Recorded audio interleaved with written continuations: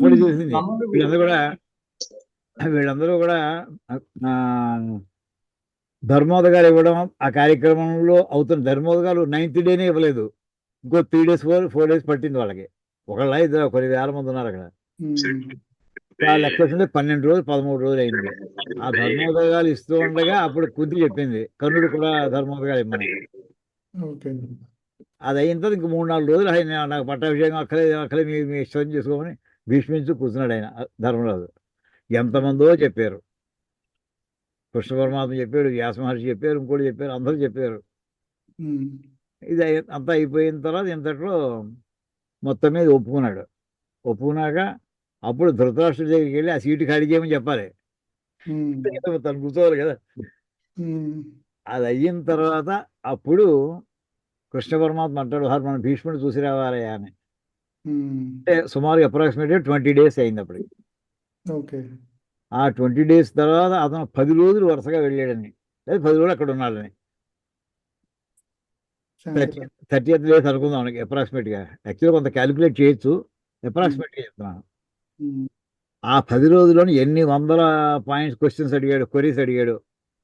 వాటన్నిటికీ అప్పుడు మధ్యలో చెప్పినటువంటిది విష్ణు సహస్రనామం. అది దేనికోసం అడిగాడు విష్ణు సహస్రనామం? అడ్మినిస్ట్రేటివ్ పాయింట్ వ్యూలో అడిగాడు ఆయన.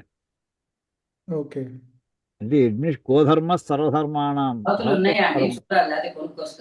ఏమండి, మొత్తం ధర్మాలన్నీ కూడా, ధర్మం అనే మాట ఏమిటంటే ఆచరణశీలమైనటువంటిది. శ్రవణశీలం వినడం సరిపోదండి, ధర్మం అనేది చెయ్యాలి. నాకు దానం చేయడం తెలుసు అనుకోండి సరిపోదు, దానం చెయ్యి కూర్చోబెట్టి. యాత్రలు ఎలా వెళ్ళాలో తెలుసు కాదు, యాత్రలు చెయ్యి. అలా ఇక్కడ ఏంటంటే ధర్మాలన్నింటిలో అలాంటి పెద్ద లాంగ్ లిస్ట్ ఉంటే అన్ని ధర్మాల్లోని ఏది గొప్ప ధర్మం అనుకుంటున్నావు? ఎందుకది తర్వాత క్వశ్చన్స్ అడుగుతున్నాడు చూడండి. ఏది చేస్తే ప్రజలందరూ సుఖంగా ఉంటారో, ఏది జపం చేస్తే, ఏది అర్చన చేస్తే ప్రజలు సుఖంగా ఉంటారు. అల్టిమేట్లీ ఆయన యాంబిషన్ అది. తన పరిపాలనకు వచ్చాడు, తన ప్రజలందరూ సుఖంగా ఉండాలి. అది పూజలు చేస్తారా, స్తోత్రాలు చదువుతారా, అది ఇంకోటి చేస్తారా, ఏదైనా సరే కావచ్చు. అంటే అప్పుడే అన్నిటికీ కలిపి ఒకటే సొల్యూషన్ అయ్యా. ధ్యానం చేయడానికి కానీ, అర్చన చేయడానికి కానీ, స్తోత్రాలు చదవడానికి విష్ణు సహస్రనామం అమౌంట్ పెట్టుకో చాలు అని చెప్పి అప్పుడు చెప్తాడు. సో సుమారు నా ఉద్దేశంలో 35th day ఆ ప్రాంతంలో అయి ఉంటుందండి. అది అయింది, వెళ్ళిపోమన్నాడు భీష్ముడు, వెళ్ళిపోమన్నాడు వీళ్ళందరినీ కూడా. వెళ్ళిపోయి ఉత్తరాయణ ప్రవేశించిన రోజు పొద్దున్న అగ్నిహోత్రాలన్నీ పట్టరామని చెప్తాడు. భీష్ముడు అగ్నిహోత్రాలు నిత్యం అగ్నిహోత్ర అనుష్ఠానం చేసుకునేవాడు ఇంటి దగ్గర క్షత్రియుడిగా. అవి ఆగిపోయి అల్టిమేట్ ఎవరో అతని తరఫున నామినీ ఎవరో ఇంట్లో పురోహితులు చేస్తూ ఉంటారు అనుకోండి, ఆపేరు. ఇంకా ఆఖరి రోజు నా దహన సంస్కారానికి కూడా నా అగ్నిహోత్రాల్లో అగ్నిహోత్రాలు జరగాలి. ఇది అగ్గిపూలు అటు చేసేయడం కాదు. అనేప్పుడు ఆఖరి రోజుని ఉత్తరాయణం ప్రవేశిస్తుండగా అప్పుడు ధర్మరాజు భీష్ముడు ఉండేటటువంటి అగ్నిహోత్రాలు అన్నింటినీ కూడా తీసుకుని ఇక్కడికి వస్తాడు, భీష్ముడు ఉన్న చోటుకి వస్తాడు. ఆ వేళ అతని యొక్క నిర్యాణం ఒకసారి ఒక ఘట్టంలో మన క్లాసులో చెప్పుకున్నాం. ఒకసారి ఆ ఘట్టం అంతా చెప్పుకున్నాం, చాలా కాలం అయింది. అందులో అక్కడ వచ్చిన వెంటనే వీళ్ళందరూ కూడా వస్తారు. ఎవరు ధృతరాష్ట్రుడు వీళ్ళందరూ కూడా మళ్ళీ వచ్చారు ఆ వేళకి. ఆ వేళటండి అతను శరీరాన్ని వదిలిపెట్టే పద్ధతి కూడా చెప్తారు. బాణాలు ఒళ్ళంతా పుచ్చుకుపోయి ఉన్నాయి, కింద పైన ఒళ్ళంతా కూడా అన్ని పక్కల. అతను ఏం చేస్తాడంటే శరీరంలోంచి ప్రాణోత్క్రమణం యోగీశ్వరులు ఎలా చేస్తారో అది తను అధ్యయనం చేసాడు, ప్రాక్టీస్ చేసిన వాడు యోగ పద్ధతి. అంటే ఒక్కొక్క అంటే కాలు బొటన వేరులో కూడా ప్రాణం కొంత ఉంటుంది కదా, గిల్లితే మామూలుగా మనకి అనిపిస్తుంది కదా, స్పర్శ తెలుస్తుంది కదా. అక్కడి నుంచి విత్డ్రా చేసుకుంటున్నాడండి, ప్రాణశక్తిని కాళ్ళలోంచి విత్డ్రా చేశాడు. ముందర ప్రారంభం వెంటనే ఎప్పుడైతే విత్డ్రా చేశాడు అక్కడ ఉన్న బాణాలన్నీ కూడా పుడకల్లా కింద పడిపోయాయండి కాళ్ళ దగ్గరికి. ఏ పార్ట్లోంచి అతను ఆ ప్రాణశక్తిని విత్డ్రా చేస్తున్నాడు హృదయ స్థానం వైపుకి, ఆయా పార్ట్లో చేతులకి వేసినటువంటి బాణాలు ఆ అతని చేతుల్లోంచి ఆ ప్రాణశక్తిని విత్డ్రా చేసుకున్నాడు. ఆ చేతులు గుచ్చుకున్నటువంటి బాణాలన్నీ కింద పడిపోయాయి. ఇప్పుడు చివరికి ఏమైందంటే బాణాలన్నీ నేల మీద పడిపోయాయండి. చివరికి ఒక చక్కల మీద పడుకున్నట్టుగా ఉన్నాడు అతను. అంటే అతనికి బాణాలు నుంచోబెడితే ఆ బాణాలు పడిపోతున్నాయి. శరీరం ఇంకా విత్డ్రా చేసేసాడు. ఆఖరిగా అతని శరీరాన్ని ఈ శరీరం పూర్తిగా వదిలించేసేసి మనస్సులో ప్రవేశపెట్టాడు ప్రాణశక్తిని, మనస్సుని బుద్ధిలో ప్రవేశపెట్టాడు, బుద్ధిని ఆత్మలో ప్రవేశపెట్టాడు. ఈ ఘట్టాన్ని తిక్కన గారు అద్భుతంగా రాశారండి. అయ్యా అలాగా. ఈ ఘట్టాన్ని ఆ, తిక్కన గారు చాలా అద్భుతంగా రాశారు. అది మన ఉపనిషత్తు రత్నావళిలో ఒక చోట నేను ఆ పేర అలాగే పెట్టాను. ఇచ్చారా? చూస్తానండి. ఏదో ఒకసారి ఎప్పుడో మళ్ళీ ప్రత్యేకించి చెప్పు. ఎక్కడో ఎక్కడో మొత్తం దాన్ని పెట్టాను ఆ పేర. అందులో పెట్టాను, షడ్దర్శనాల్లో పెట్టాను, నాకు గుర్తులేదు. ఆ. చాలా అద్భుతంగా రాశారు తిక్కన గారు అక్కడ ఈ నేనైతే ఘట్టాన్ని. నేను ఒరిజినల్ వ్యాస భారతమే చెప్తున్నానండి. ఆ, వ్యాస భారతంలో చదివింది చెప్తున్నాను నేను. ఆ, అలా చేసింది అప్పుడు అందరూ చూస్తుండగా ఇతను బ్రహ్మైక్యం అయిపోయాడు ఇతను. అంటే వసువులోంచి వచ్చాడు కానీ వసువులో చేరినట్టుగా అక్కడ వాక్యం కనిపిస్తుంది. ఓకే. ఇలాగ అతను అంతిమ ఆ రోజుని చెప్పినది కాదు. అతను ఏకాదశి నాడు ప్రాణాన్ని వదిలిపెట్టలేదు. కానీ ఇలాంటి కొన్ని కొన్ని ఉన్నాయండి. భగవద్గీత కూడా మనం మార్గశిర శుద్ధ ఏకాదశి నాడు చేస్తూ ఉంటాం, గీతా జయంతి అని. ఆ వేళ చెప్పలేదండి భగవద్గీత. ఆ వేళ ప్రారంభం అవ్వలేదు, అమావాస్య నాడు ప్రారంభమైంది మహాభారత యుద్ధం. ఓకే.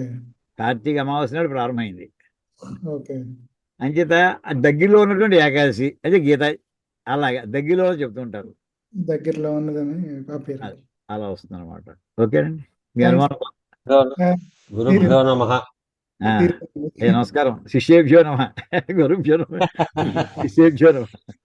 గురుగారు, ఈ మన గీత జన్మదినం గురించి ఒక ఆయన చెప్పింది ఏంటంటే, అయ్యా కార్తీక మాసంలో భగవద్గీత చెప్పినా, కార్తీక అమావాస్య మొట్టమొదటి రోజునే చెప్పినా, అది బయట కరెక్ట్. వెలుగులో అది ధృతరాష్ట్రుడికి సంజయుడు 10వ రోజుని చెప్పాడు. అంటే అప్పుడు ఏకాదశి వచ్చింది కదా అని అంటారు వాళ్ళు. ఏదైనా కానివ్వండి, దగ్గరలో అదేనండి. అన్నాను కూడా హాయిగా ఉంటుంది మనకి, అన్నిటికీ అన్వయం. గమ్మత్ ఏంటంటే గురుగారు, ఇవన్నీ చెప్పుకుంటున్నాం కదా, భగవద్గీత మాత్రం ఎవడూ చదవట్లేదు. అది అది అదొద్దు. హిస్టరీ అంటే కావాలండి. అంటే కంటైనర్ కావాలి, కంటెంట్ వద్దు. కంటెంట్ వద్దు. ఇంట్లో పెట్టి పూజ చేసుకుంటూ ఉంటాం, అంతే, పసుపు కుంకుమ వేసి మరి పూజ చేస్తాం దాన్ని మనం. అలా ఉంటుందండి. అదే అది మన గురుగారు, ప్రాబ్లం. నమస్తే బాబాయ్. నమస్కారం అమ్మ, వచ్చావమ్మా. గురువు చూసా. గారు నమస్కారం అండి. నమస్కారం అండి గురుగారు. ఏమండి ఏమండి నమస్కారం అండి. నమస్కారం. ప్రారంభిస్తున్నామండి. నమస్కారం గురువు గారు. అయ్యా అందరికీ నమస్కారం అండి. థ్యాంక్స్ అండి చెప్పినందుకు.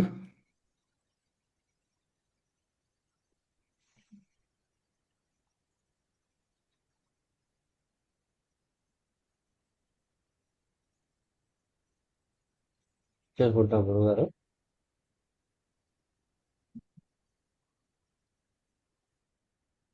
సెకండ్.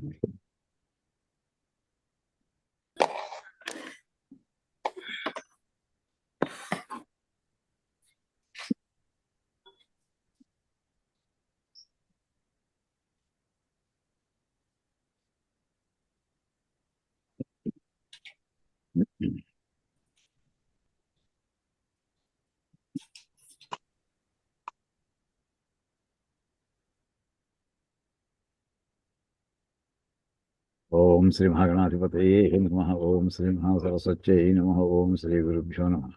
హరి ఓం. ఓం గణానాం త్వా గణపతిం హవామహే కవిం కవీనాముపమశ్రవస్తమం. జ్యేష్ఠరాజం బ్రహ్మణాం బ్రహ్మణస్పద ఆనశృణ్వన్నోతిభిः సేదసాదనం. ఓం దేవీం వాచమజనయంత దేవాస్తాం విశ్వరూపాః పశవో వదంతి. సానో మంద్రేషమూర్జం దుహానా తేనుర్వాగస్మానుపసుష్టుతైతు. అయం ముహూర్తः సుముహూర్తో అస్తు. ఓం నారాయణం పద్మభువం వసిష్ఠం శక్తిం చ తత్పుత్రపరాశరం చ వ్యాసం శుకం గౌడపదం మహాంతం గోవిందయోగీంద్రమథాస్య శిష్యం శ్రీశంకరాచార్యమథాస్య పద్మపాదం చ హస్తామలకం చ శిష్యం తం త్రోటకం వార్తికకారమన్యానస్మద్గురూన్ సంతతమానతోస్మి. శృతిస్మృతిపురాణానామాలయం కరుణాలయం నమామి భగవత్పాదం శంకరం లోకశంకరం. శంకరం శంకరాచార్యం కేశవం బాదరాయణం సూత్రభాష్యకృతౌ వందే భగవంతౌ పునః పునః. ఈశ్వరో గురురాత్మేతి మూర్తిభేద విభాగినే వ్యోమవద్వ్యాప్తదేహాయ దక్షిణామూర్తయే నమః. ఓం నమో బ్రహ్మాదిభ్యః బ్రహ్మ విద్యా సంప్రదాయకర్తృభ్యః వంశర్షిభ్యః మహద్భ్యః నమో గురుభ్యః. సర్వోపప్లవరహితః ప్రజ్ఞానఘనః ప్రత్యగర్థః బ్రహ్మైవాహమస్మి. ఓం పార్థాయ ప్రతిబోధితాం భగవతా నారాయణేన స్వయం వ్యాసేన గ్రథితాం పురాణమునినా మధ్యే మహాభారతం అద్వైతామృతవర్షిణీం భగవతీం అష్టాదశాధ్యాయినీం అంబ త్వామనుసందధామి భగవద్గీతే భవద్వేషిణీం. నమోస్తుతే వ్యాస విశాల బుద్ధే ఫుల్లారవిందాయత పత్రనేత్ర येन त्वया भारततैलपूर्णः प्रज्वालितो ज्ञानमयप्रदीपः प्रपन्नपारिजाताय तोत्रवेत्रैकपाणये ज्ञानमुद्राय कृष्णाय गीतामृतदुहे नमः. वाचकः प्रणवो यस्य क्रीडावस्त्वखिलं जगतु श्रुतिराज्ञावप्रज्ञानं तं वन्दे देवकीसुतं. सर्वोपनिषदो गावो दोग्धा गोपालनन्दनः पार्थो वत्सः सुधीर्भोक्ता दुग्धं गीतामृतं महतु. वसुदेवसुतं देवं कंसचाणूरमर्दनं देवकी परमानन्दं कृष्णं वन्दे जगद्गुरुं. भीष्मद्रोणतटा जयद्रथजरा गान्धारनीलोत्पला शल्यग्राहवती कृपेण वहिनी कर्णेन वेलाकुला अश्वत्थामविकर्णघोरमकरा दुर्योधनावर्तिनी सोत्तीर्णा खलु पाण्डवैरणनदी कैवर्तके केशवे पाराशर्यवचः सरोजममलं गीतार्थगन्धोत्कटं नानाख्यानककेसरं हरिकथा सद्भानुनाबोधितं लोके सज्जनषट्पदैरहरः पेपीयमानं मुदा भूयाद्भारतपङ्कजं कलिमलप्रध्वंसि न श्रेयसे. मूकं करोति वाचालं पङ्गुं लङ्घयते गिरिं यत्कृपातमहं वन्दे परमानन्दमाधवं. यं ब्रह्मा वरुणेन्द्ररुद्रमरुतस्तुन्वन्ति दिव्यैस्तवैः वेदैः साङ्गपदक्रमोपनिषदैर्गायन्ति यं सामगाः ध्यानावस्थिततद्गतेन मनसा पश्यन्ति यं योगिनः यस्यान्तं न विदुःसुरासुरगणा देवाय तस्मै नमः. ओं गुरुर्ब्रह्मा गुरुर्विष्णुः गुरुर्देवो महेश्वरः गुरुः साक्षात् परब्रह्म तस्मै श्रीगुरवे नमः.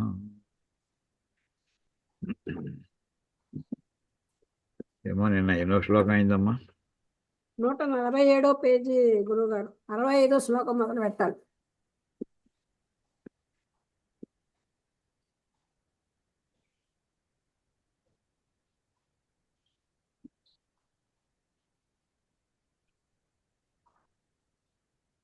ఇది నిన్న చెప్పుకున్నాం. రాగద్వేష వియుక్తైస్తూ విషయాన్ ఇంద్రియైశ్చరం అయిపోయిందండి అది. ఆత్మవశ్యై విధేయాత్మ ప్రసాదం అధిగచ్చతి. ఈ శ్లోకం చెప్పుకున్నాం, భాష్యం కూడా చెప్పుకున్నాం. దీని తర్వాత ఇవన్నీ కూడా ఇంక చివరికి వచ్చేప్పటికీ ఇంకా కృష్ణ పరమాత్మ అల్టిమేట్లీ నీ శరీరాన్ని నువ్వు కంట్రోల్లో పెట్టుకో. ఇక్కడి నుంచి చెప్పబోయేది 5, 6, 7, 8 శ్లోకాలు 72వ శ్లోకం దాకా కూడా ఇంతవరకు చెప్పేసినవన్నీ కూడా ఎక్కడి నుంచి 2వ అధ్యాయంలో 11వ శ్లోకంతో ప్రారంభమైంది మనకి భగవద్గీత. అక్కడి నుంచి ప్రారంభించి ఇప్పుడు ఇంతవరకు చెప్పిందంతా కూడా నిన్న ధ్యాయతో విషయానుభవం సహా క్రోధాత్ భవతి ఆ శ్లోకాలతో అక్కడికి యాక్చువల్ చెప్పదలుచుందంతా చెప్పేది అయిపోయిందండి. అంటే 63లోంచి 52 శ్లోకాల్లో భగవద్గీత అంతా ఆల్మోస్ట్ అయిపోయింది, చెప్పదలుచుంది. ఇంకా దానికే ఇంకా కొన్ని ఒక్కొక్క పాయింట్ మీద స్ట్రెస్ చేస్తున్నావు. అబ్బాయి ఇంక చెప్పాను కదా, ఇందులో ఇంద్రియాలను కంట్రోల్ పెట్టుకో, ఇంద్రియాలను కంట్రోల్ పెట్టుకున్నా మనసుని కంట్రోల్ పెట్టుకో, మనసు అయిన తర్వాత బుద్ధిని కంట్రోల్లో పెట్టుకో అని చెప్పి ఇప్పుడు అప్పుడు ఏమొస్తుందంటే నీకు బుద్ధి కూడా నీకు ఇంక దాని మీద దృష్టి అంతా కూడా దేవుడికి మన మోక్షం కావాలనే దాని మీద దృష్టి పెట్టుకో అని చెప్పుకొస్తూ ఇక్కడ ఆ ప్రశాంత శాంతి అనే మాట ఒకటి వస్తుందండి. శాంతంగా ఉండడం. శాంతం అనేటువంటి ఎప్పుడైతే మనసులోకి వస్తుందో అంటే విశ్రాంతి, మనం విశ్రాంతిగా కూర్చున్నా ఉంటాం. విశ్రాంతి అంటే ఏ పని లేకుండా ఏదో జస్ట్ అలా ఆలోచిస్తూ కూర్చున్నాం. ఏ ఆలోచన అంటే స్పెసిఫిక్గా ఆలోచన లేదు, అక్కడ కూర్చున్నాం ఆలోచిస్తూ కూర్చున్నాం. పాత కథలు కావచ్చు, జరగబోయేది కావచ్చు, ఏదైనా సరే అలా ఒక్కడే అన్డిస్టర్బ్డ్గా కూర్చున్నాడు అనుకోండి. అది ఎప్పుడు వస్తుందంటే తాను అనుకున్న అన్ని పనులు నెరవేరిపోయినప్పుడు, అయిపోయినప్పుడు. అది ఎప్పుడు వస్తుంది? ఏదో అర్జెంటుగా 10-15 పనులు పీకల మీద కూర్చుని ఉంటే అప్పుడు ఈ విశ్రాంతి రాదు. అదే ఆ పని అయింది, ఈ పని అవ్వలేదు, ఈ తొందర, అది అర్జెంటుగా వెళ్ళాలి, అది అవ్వకపోతే దానివల్ల ఏ ప్రమాదం వస్తుంది. ఇలాగా ఈ పనుల ఒత్తిడితో ఉన్నంతకాలం మనకి శాంతి ఉండదండి. పనుల ఒత్తిడి నుంచి బయటపడు అంటే దేనికి అది కారణం ఏమిటంటే మనసు దగ్గర వస్తుంది. ఈ ఒత్తిడి అంతా ఫీల్ అయ్యేది మనస్సు. దాని ఎఫెక్ట్స్ కొంత బుద్ధి మీద కలుగుతూ ఉంటాయి. అందుచేత ఆ ప్రశాంతమైనటువంటి మనసును సంపాదించుకోరు అబ్బాయి. అని చెప్పి అది వస్తే ఏమవుతుంది నీకు ఇక్కడ చెప్తున్నాడండి. ఆ ప్రశాంతమైన మనసు అంటే ఇంకా ఈ పనులో ఒత్తిడి నా నెత్తిమే ఉంది, ఉంటే ఉండుగాక అంతే, పక్కన పెట్టేసేయి, నాకు సంబంధం లేదు అని కొంతమంది అనుకునేవాళ్ళు ఉన్నారండి. తెల్లారితే అమ్మాయి పెళ్ళి, రాత్రి హాయిగా 10ంటికి పడుకున్నాడు కన్యాదాత. ఏమంటే ఏమో చూస్తాం, అన్ని పనులు చేసేసాను, ఇప్పుడు చేసి ఏం లేదు, పడుకోవాలంతే, ఫ్రెష్గా ఉండాలి. అలా ఎంతమంది ఉండగలరు సామాన్యంగా? టెన్షన్తో ఉంటారు. వాళ్ళు వచ్చారా, వీళ్ళు వచ్చారా, పందిలు వేసారా, వంటలు అవుతాయా, ఎన్ని రకాల టెన్షన్. ఏమి కొంతమంది ఉంటారండి మహానుభావులు, ఎన్ని ఉన్నా సరే ఏమి పట్టించి హాయిగా శుభ్రంగా నిద్రవుతారు. అలాంటి వాడు మహానుభావులకి దాన్ని ఏమంటారంటే ప్రసాదము అని అంటారు. ప్రసాదం అంటే ప్రసన్నత అని అర్థం అండి. దానివల్ల ఏమిటవుతుందో ఇక్కడ చక్కగా చెప్తున్నాడండి. ప్రసాదే సతి కిం స్యాత్ ఇది. అలా ప్రసన్నంగా ఉంటే, అన్డిస్టర్బ్డ్గా ఉంటే ఏమవుతుంది అంటే దాన్ని చెప్తున్నాడు. ప్రసాదే సర్వదుఃఖానాం హానిరస్య ఉపజాయతే ప్రసన్న చేతసోహ్యాసు బుద్ధి పర్యవతిష్టతే. అంటే ఇక్కడ సుబ్రహ్మణ్యం గారు నేను చెప్పేస్తున్నాను, ఇది చదువుతారా ఒకసారి మీరు? సుబ్రహ్మణ్యం గారు చదవండి. గురుగారు, ప్రసాదే సర్వదుఃఖానాం హానిరస్య ఉపజాయతే ప్రసన్నచేతసః అహి అశుబుద్ధి పర్యవతిష్టతే. కాదండి, మళ్ళీ చెప్తాను. నీ పదవి భాగం మీరు చెప్పండి, నీకు కరెక్ట్ చేస్తాను, చెప్పండి. ప్రసాదే సర్వదుఃఖానాం. పదవి భాగం చెప్పండి. ఏ పదం ఎక్కడికో. ప్రసాదే సర్వదుఃఖానాం హానిః అస్య ఉపజాయతే ప్రసన్నచేతసః.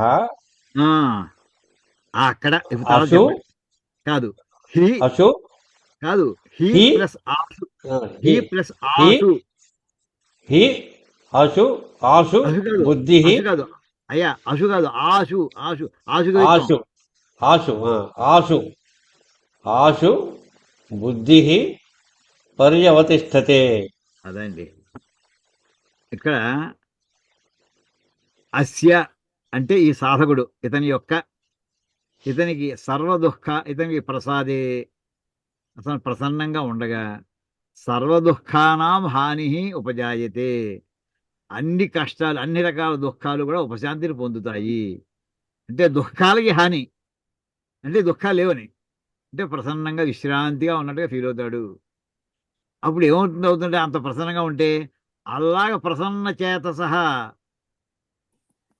ఆ ప్రసన్నంగా శాంతంగా ఉండేటటువంటి ఆ వ్యక్తికి ఆశు వేగముగా, ఆశుకవిత్వం అంటే వేగంగా చెప్పడం అని, బుద్ధి పర్యవతిష్టది. ఇప్పుడు ఇంతవరకు కూడా మనస్సుకు సంబంధించిందండి ప్రసాదం అనేది, మనస్సుకు సంబంధించి మామూలుగా ఈ టెన్షన్స్ అన్ని కూడా దానికి ముందర.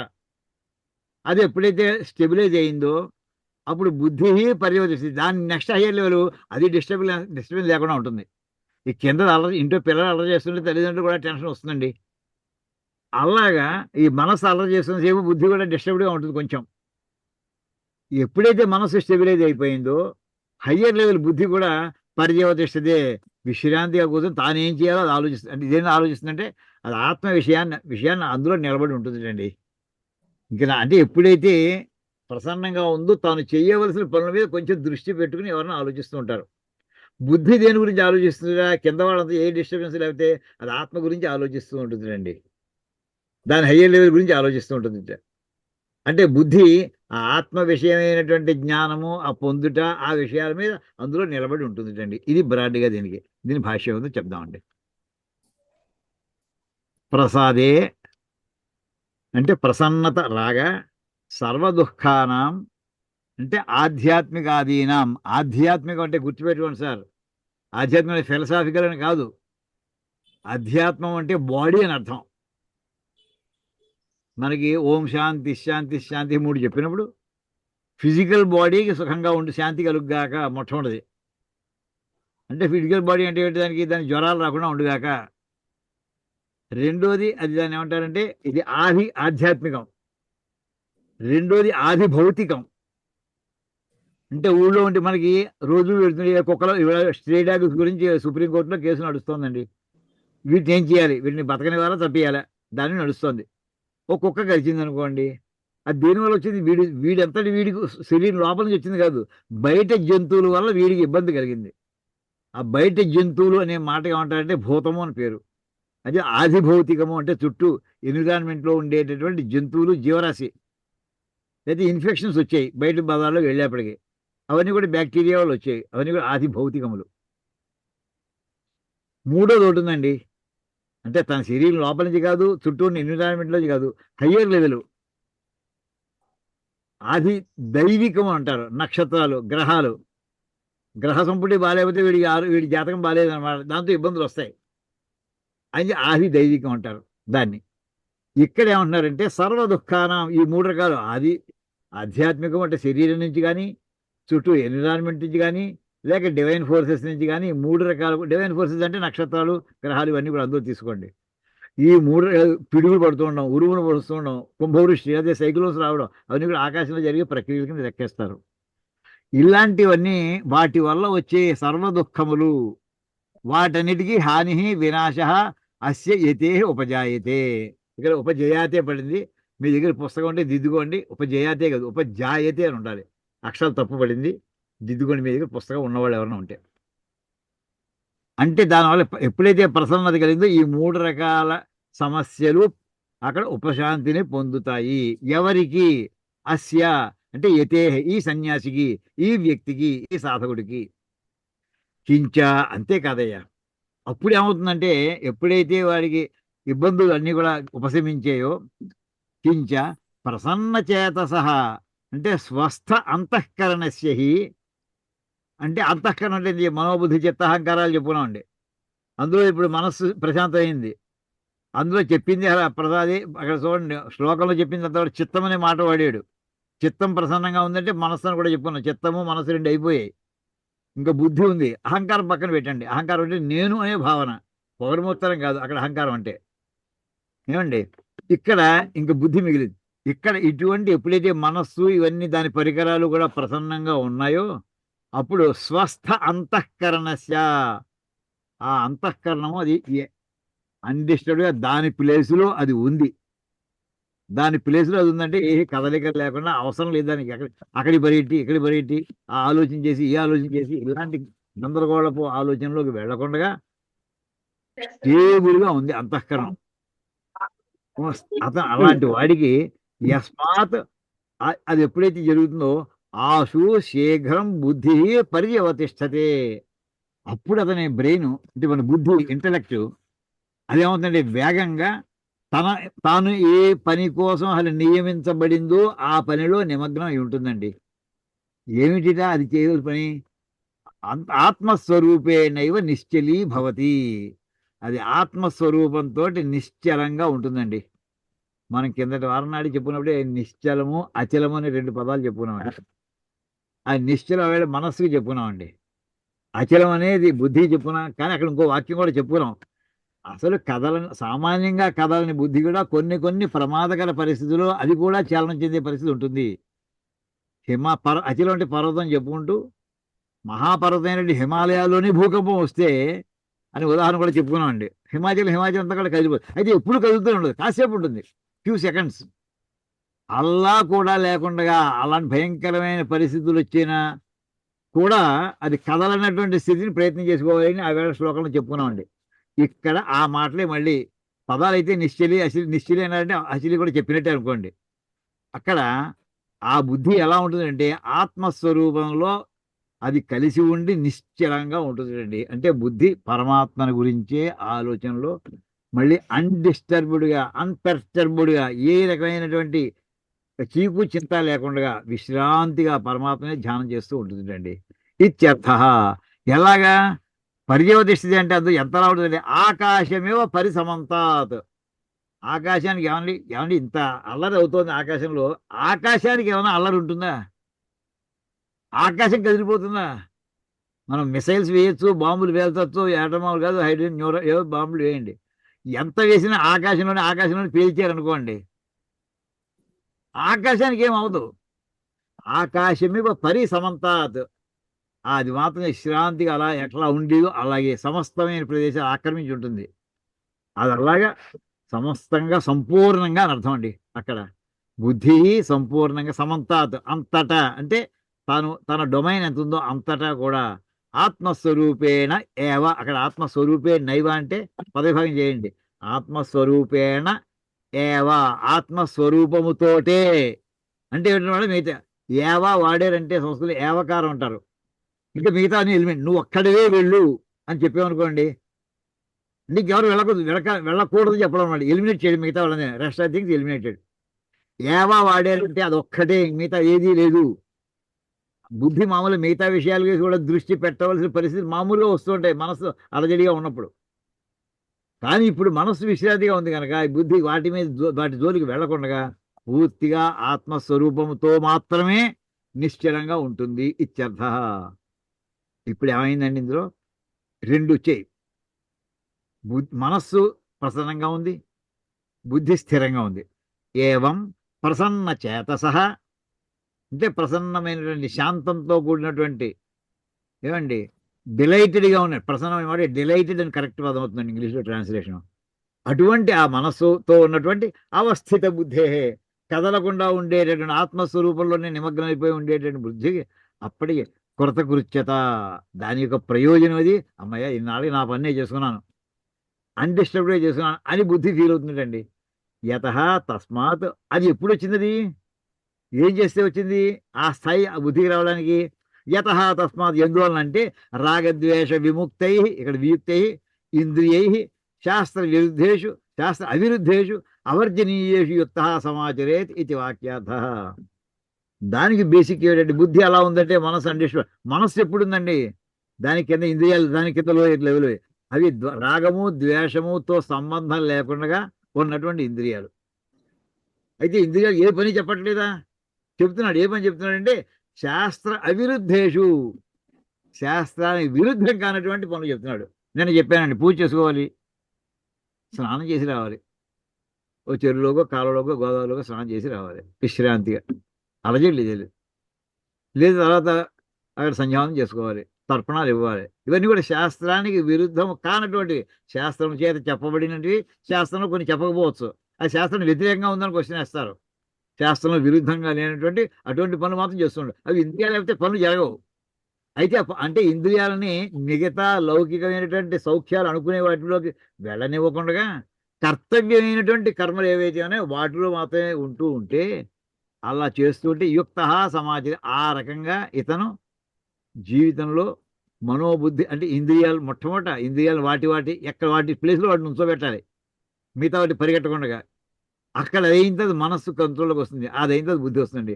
ఆ రకంగా యుక్త, ఈ రకంగా యోగ స్థితిలో ఉండి సమాచరేత్ జీవితాన్ని గడుపుకోవాలి అని ఇంత అర్థం వస్తుందండి.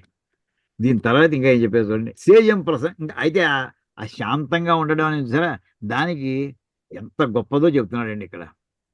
సేయం ప్రసన్నత స్తూయతే. ఆ ప్రసన్నత, ఆ శాంతంగా అంటే అన్డిస్టర్బ్డ్గా ఉన్నప్పుడు మైండ్ పీస్ఫుల్గా ఉంది, అప్పుడు దానికి ఆ పీస్ఫుల్ కండిషన్ని స్తోత్రం చేస్తున్నాడు. స్తూయతి అంటే స్తోత్రం చేస్తున్నాడు, లేదా అది ప్రసన్నత స్తుతించబడుతున్నది, ప్యాసివ్ వాయిస్ అండి. ఎలాగట?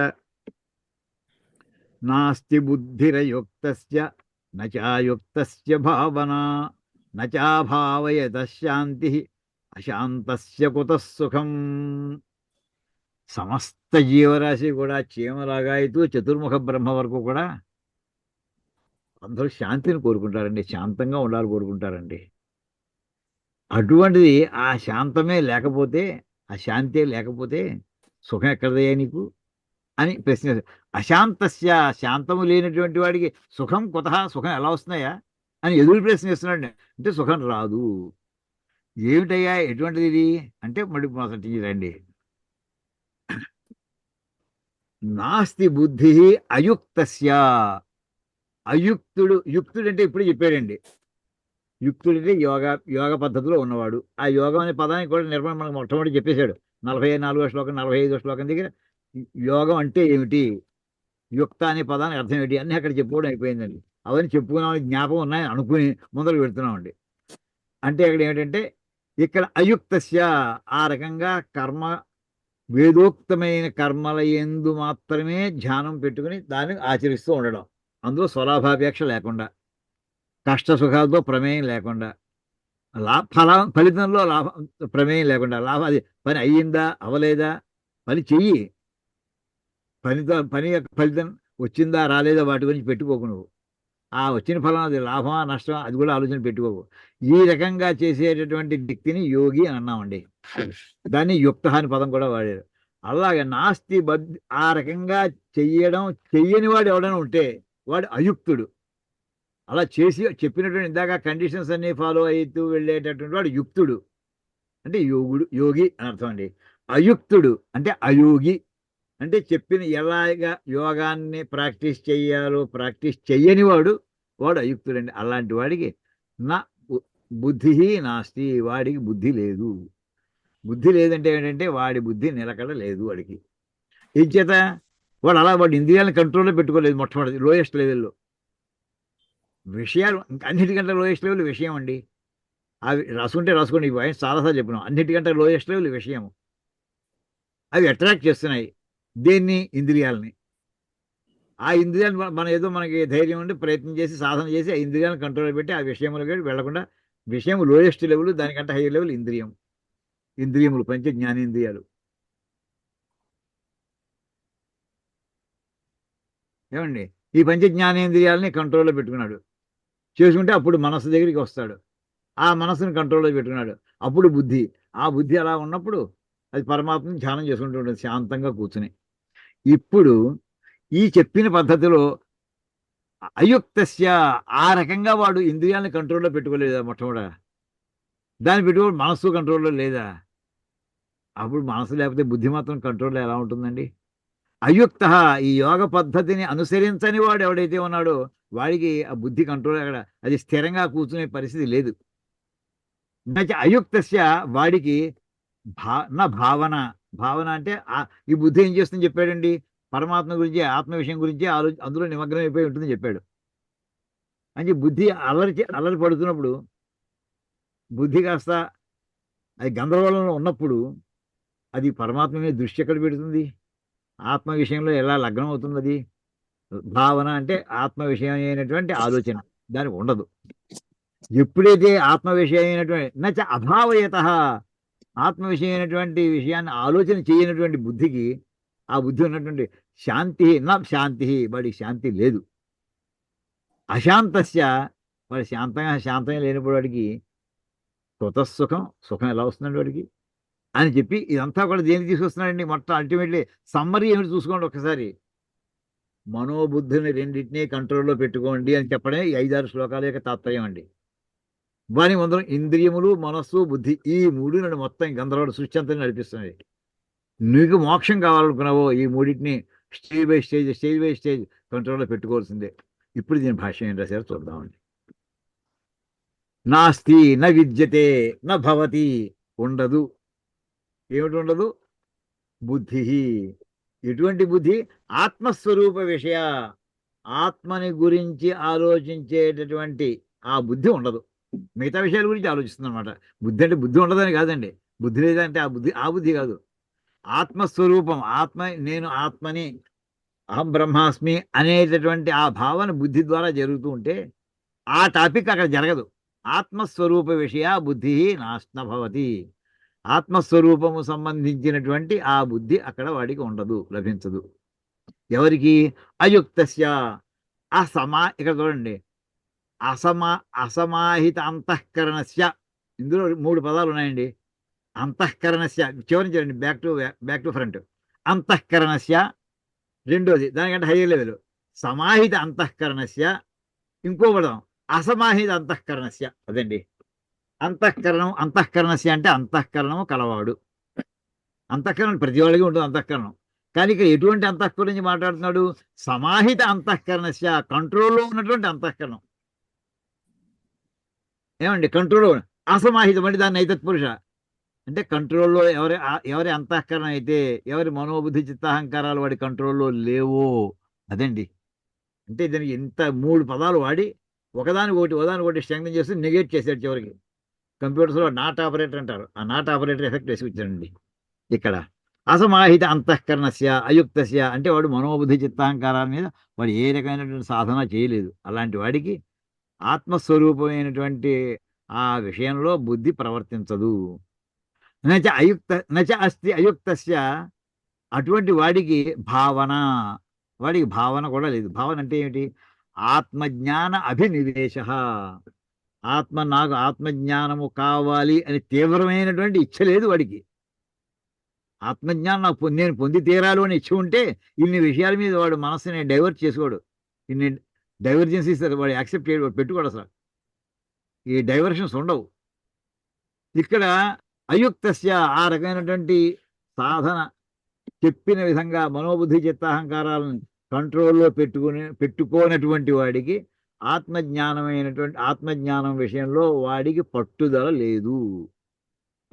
లేదు. అలా డిసైడ్ చేస్తాడండి. అది ఎప్పుడే తథా నచ అస్తి అభావేత, ఆ ఆత్మజ్ఞానం గురించినటువంటి ఆలోచన లేనటువంటి వాడికి అంటే ఏంటంటే ఆత్మజ్ఞాన అభినివేశం అకుర్వత, ఆత్మజ్ఞానమును పొందాలి అనేటటువంటి ఆలోచనని చెయ్యనటువంటి వాడికి కుర్వత అంటే చేసేవాడికి, అకుర్వత చెయ్యని వాడికి శాంతి ఉపశమ నా ముందర వేసేటి తథా నా అచ అస్తి అంటే ఉపశమ నాస్తి, వాడికి శాంతి లేదు, ఉపశమం లేదు. అంటే పరమాత్మని గురించినటువంటి ధ్యానంలో అన్డిస్టర్బ్డ్గా ఉండే కండిషన్ వాడికి లేదు. అలాంటి అది పెర్టర్బ్డ్ కండిషన్లో ఉన్నటువంటి వాడికి, డిస్టర్బ్డ్ కండిషన్లో ఉన్నటువంటి వాడికి అశాంతస్య కుతః సుఖం, వాడి సుఖం ఎలా వస్తుందయ్యా అంటే ఏంటంటే వాడు ఇప్పుడు మొత్తం అంతా కింద నుంచి ప్రారంభిస్తూ చెప్తున్నారండి. ఇంద్రియాణం హి విషయ సేవా తృష్ణాత నివృత్తి యా తత్సుఖం. అంటే మామూలుగా అయితే యోగి అన్నటువంటి వాడికి ఏమిటంటే విషయములు, ఆ విషయముల వైపు ఇంద్రియములను వెళ్లకుండా కంట్రోల్ చేసుకోవడం, ఆ కంట్రోల్ చేసుకోవడం వల్ల మనసు కంట్రోల్లో ఉండడం, ఆ మనసు కంట్రోల్లో ఉండడం వల్ల బుద్ధి కూడా కంట్రోల్లో ఉండడం, ఇవన్నీ కూడా అంటే వాటికి ఆకర్షణల నుంచి నివృత్తి చేయడం. ఆ మాట చెప్తానండి.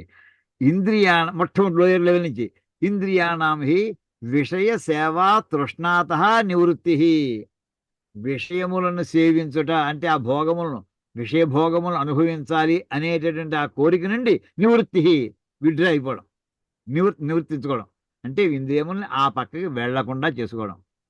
అది చేస్తే వచ్చేటండి ఇవాళ హాయిగా అంత మొదలు ఎప్పుడు కూడా ఏదో బ్యాడ్ హ్యాబిట్స్లో ఉన్నటువంటి వాడి ఆ వేళని డిసైడ్ చేసుకున్నాడు ఆ బ్యాడ్ హ్యాబిట్స్లోకి వెళ్ళకూడదని, కంట్రోల్ చేసుకున్నాడు. ఆ వేళ వాడు హ్యాపీగా ఉన్నట్టు ఫీల్ అవుతాడు వాడు. యా తత్సుఖం, ఆ సుఖం ఏదైతే ఉందో నా విషయా తృష్ణ దుఃఖమేహవిహిస, ఇది ఒక సుఖం. విషయముల వైపుకి ఇంద్రియములు వెళ్లకుండా ఉండుట వలన వచ్చేటటువంటి సుఖం ఒక రకం, ఆ విషయ భోగాలను అనుభవిస్తే వచ్చేటటువంటి సుఖం ఇంకొక రకం. విషయ భోగాలను అనుభవిస్తే వచ్చే ఆ సంతోషం ఏదైతే ఉందో తృష్ణ అది తీరదు, అది దుఃఖమేవి, చివరికి దుఃఖంలోకి పెడుతుంది, దుఃఖంలోకి వస్తుంది. ఇంద్రియములు అంటే మనకి ధనాకాంక్షి, డబ్బు సంపాదించాలి అహోరాత్ర పడిపోతున్నాడు వాడు. చివరికి ఏమైందండి, ఆరోగ్యం దెబ్బతింది, అనారోగ్యంతో బాధపడుతున్నాడు, దుఃఖం మిగిలింది వాడికి. చిన్న ఎగ్జాంపుల్ అది. ఇది ఒక రకమైన డబ్బు వస్తుంది, వాడు ప్రయత్నం చేస్తున్నాడు, వస్తుంది, ఈ కంపెనీ తర్వాత ఆ కంపెనీ కొనేస్తున్నాడు, బ్రహ్మాండంగా ఉందనుకోండి, ఇంకా ఎఫర్ట్ పెట్టేస్తున్నాడు, వచ్చేస్తున్నాయి. చివరికి ఏమైందంటే హెల్త్ పాడైంది, వాడి చివరికి దుఃఖం మిగిలింది వాడికి. అది విషయ తృష్ణ, విషయములే విషయముగా కలవాడు. అటువంటి దాంట్లో అది అంతులేని ఆశ, తృష్ణ, చివరిగా దుఃఖమేవహి. ఇక్కడ కూడా అది దుఃఖం ఏవహి సా, అది ఏమిటంటే అది దుఃఖమే అంటే ఇక సుఖం అనే లేశం కూడా లేదు. నా తృష్ణాయాం సత్యాం సుఖస్య గంధమాత్రమపి ఉపపద్యతే.